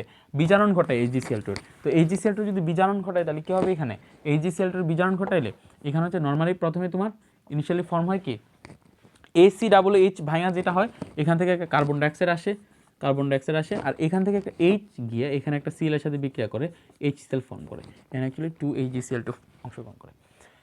তাহলে কি হলো? এখানে কার্বন ডাইঅক্সাইড আসলো, একটা যে হাইড্রোজেন ছিল সেই হাইড্রোজেন এখান থেকে ক্লোরিনটাকে বিক্রি করে HCl। এখন কি করবে? এটার বিজারণ ঘটবে। তো এটা যদি বিজারণ ঘটতে হয়, এটার জারণ সংখ্যা কি ঘটবে? কমবে। কারণ আমরা একটু মাত্র দেখালাম যে বিজারণ ঘটলে জারণ সংখ্যা কি হয়? কমে। এটা জারণ সংখ্যা কত আছে? এটা হচ্ছে Hg2+ আকারে আছে, যেহেতু এখানে Cl2 আছে, তাহলে 2Cl মাইনাস, তার দুইটা মাইনাস মানে Hg2+ আকারে আছে। Hg2+ আকারে আছে, আমরা কি করব? Hg1+ করে দিব। Hg1+ করে দিব। Hg যদি 1+ করে দিই তাহলে খেয়াল করো জারণ সংখ্যা কি হইতেছে? কমতেছে, তার মানে বিজারণ ঘটতেছে। তাহলে Hg1+ যদি আমরা দেই, Hg1+ দিলে আলটিমেটলি যেটা হবে, আমরা এখানে Hg2Cl2 দিব। Hg2Cl2 দিলে কি হবে? খেয়াল করো, Hg2Cl2 দিলে হলো কি, এই Hg এর জারণ সংখ্যা এখন কত তুমি চিন্তা করো, Hg এর জারণ সংখ্যা এখন হচ্ছে তোমার 1, কারণ এখানে হচ্ছে, খেয়াল করো, বের করো, এখানে হচ্ছে দুইটা Hg, তার মানে 2x প্লাস দুইটা Cl, তার মানে 2 × -1 মানে -2 ইকুয়ালস টু কত? 0, তার মানে 2x equals to -2, x equals to, sorry -2 না, মাইনাস গিয়ে প্লাস হয়েছে, ঠিক আছে, প্লাস এখানে 2 গিয়ে +2কে ভাগ দিলে 1, এটার জারণ সংখ্যা হচ্ছে কত? +1 +2, জারণ সংখ্যা কি হচ্ছে? কমছে। শেষ না, বিজারণ ঘটবে, এগেইন বিজারণ ঘটবে। এখানে কি হবে? এখানে যে HCOH আছে, এখানে HCOH এই Hg2Cl2 এর সাথে আবার বিক্রিয়া করে এটাকে আবার বিজারণ ঘটাবে। বিজারণ যদি ঘটায় তাহলে কি হবে? জারণ সংখ্যা এখন কি আছে? এটা +1, তাহলে এটা যদি +1 থাকে, জারণ সংখ্যা যদি বিজারণ ঘটাইতে হয়, জারণ সংখ্যা যদি কমতে হয়, +1 থেকে কমে, +1 থেকে যদি কমে যায়, তাহলে আলটিমেটলি সে আসবে কোনটাতে? Hg0-তে। অর্থাৎ Hg0 মানে কি? মুক্ত কোনো একটা পরমাণুর জারণ সংখ্যা কি? 0। তো এখানে হচ্ছে জাস্ট Hg দিয়ে দেবে, দুইটা Hg, আর কার্বন ডাইঅক্সাইড উৎপন্ন হবে, মানে HCl উৎপন্ন হবে। এই Hg তোমার ধূসর অধক্ষেপ দেয়। ধূসর কি দেয়? অধক্ষেপ দেয়। Hg কি দেয়? ধূসর অধক্ষেপ দেয়। তার মানে খেয়াল করো, ফর্মিক অ্যাসিড শনাক্তকরণ, যদি আমাকে আসে ফর্মিক অ্যাসিড শনাক্তকরণ, জাস্ট একটা জিনিস মাথায় রাখবে ভাইয়া, তুমি HgCl2 নিতেছো, ফর্মিক অ্যাসিড HgCl2 এর বিজারণ ঘটাবে, শেষ। বাকি সব রিয়াকশন তুমি পারবা কিভাবে লিখতে হবে, ধূসর অধক্ষেপ দিবে। ক্লিয়ার? এখন খেয়াল করো, এখন হচ্ছে তুমি ইথানোয়িক অ্যাসিড, ফর্মিক অ্যাসিডের পরে অ্যাসিটিক অ্যাসিড শনাক্তকরণের একটা ওয়ে আছে। অ্যাসিটিক অ্যাসিডকে কীভাবে শনাক্ত করবা? সেটা হচ্ছে অ্যাসিটিক অ্যাসিডকে যদি তুমি, অ্যাসিটিক অ্যাসিডের লবণকে অর্থাৎ CH3COOH, অ্যাসিটিক অ্যাসিডকে যদি তুমি সোডিয়াম হাইড্রোক্সাইডের উপস্থিতিতে, সোডিয়াম হাইড্রোক্সাইড যদি দাও, এটা হচ্ছে অ্যাসিড, এটা হচ্ছে ক্ষার, লবণ প্লাস পানি উৎপন্ন হবে, CH3COONA প্লাস H2O। এখন এই CH3COONA প্লাস আমরা এখানে যেটা দেবো কেকুডাইল অক্সাইড দিব, সরি আর্সেনাস অক্সাইড দিব। কী হবে? আর্সেনাস অক্সাইড, অর্থাৎ AS2 arsenic O3, AS2O3 আর্সেনাস oxide. আর্সেনিকের যোজন হচ্ছে 3, সো এটা অক্সিজেন নিচে গেছে, অক্সিজেন যোজন হচ্ছে 2টাই। আমরা যেটা পাবো এখানে একটা দুর্গন্ধযুক্ত যৌগ পাবো, যেটাকে বলা হয়েছে তোমার, এখানে একটু চার অণু ফর্ম করবে, যেটাকে বলা হয়েছে তোমার কেকুডিল অক্সাইড। কেকুডিল অক্সাইডটা কি লিখা অনেক ইজি, খেয়াল করো, এখানে দিবা CH3, এখানে দিবা হচ্ছে 2, এখানে দিবা হচ্ছে তুমি এখানে দিবা হচ্ছে তুমি আর্সেনিক, মাঝখানে দিবা হচ্ছে O, এখানে দিবা এগেইন আর্সেনিক, এখানে দিবা হচ্ছে CH3 এগেইন 2। খেয়াল করো তাহলে কী করবা?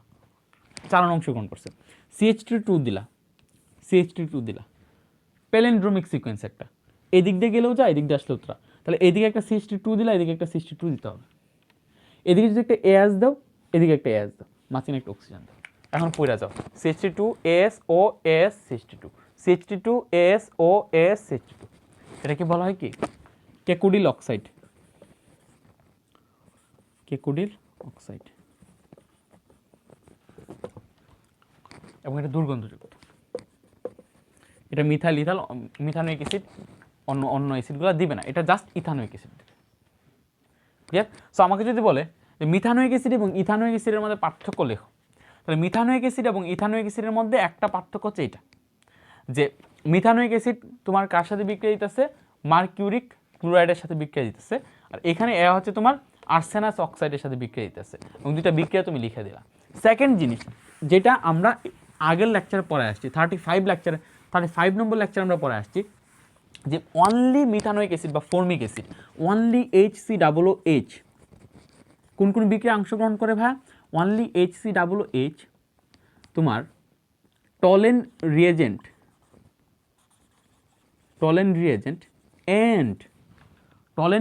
অ্যান্ড ফেলিং সলিউশনের সাথে, অর্থাৎ ফেলিং রিয়েজেন্টের সাথে বিক্রিয়া করে। অর্থাৎ টলেন বিকারক এবং ফেলিং যেই দ্রাবক, সেই টলেন বিকারক এবং ফেলিং দ্রাবকের সাথে বিক্রিয়া মেনলি দেয় কারা? মেনলি দেওয়া হচ্ছে এলডিহাইড এবং কিটোন জাতীয় যে পদার্থগুলো আছে সেগুলো। বাট একটা এক্সেপশন আমি পড়াইছিলাম, যে অনলি ফর্মিক অ্যাসিডের মধ্যে অনলি ফর্মিক অ্যাসিড টলেন বিকারকের সাথে বিক্রিয়া দেয়, ফেলিং রিয়েজেন্টের সাথেও বিক্রিয়া দেয়, এবং সেখানে বিক্রিয়াগুলো সমীকরণগুলো লিখে দিয়েছিলাম। তো এটা হচ্ছে তারা বিক্রিয়া দেয়, বাট এখানে মিথানোয়িক অ্যাসিড বিক্রিয়া দেয়, বাট ইথানোয়িক অ্যাসিড সে বিক্রিয়া দেয় না। সো এগুলো হচ্ছে কি তোমার আইডেন্টিফিকেশন পয়েন্ট। সো এগুলোর বিক্রিয়া আগে লিখে আসছি, টলেন বিকারকে বিক্রিয়াগুলো লিখে দিচ্ছি আমরা। তো সেই আগের লেকচারটা দেখলে তোমাদের ক্লিয়ার থাকবে, ওই লেকচারে গিয়ে একটু দেখে আসো, তোমাদের বই লিখে আছে। ক্লিয়ার? Thanks for watching.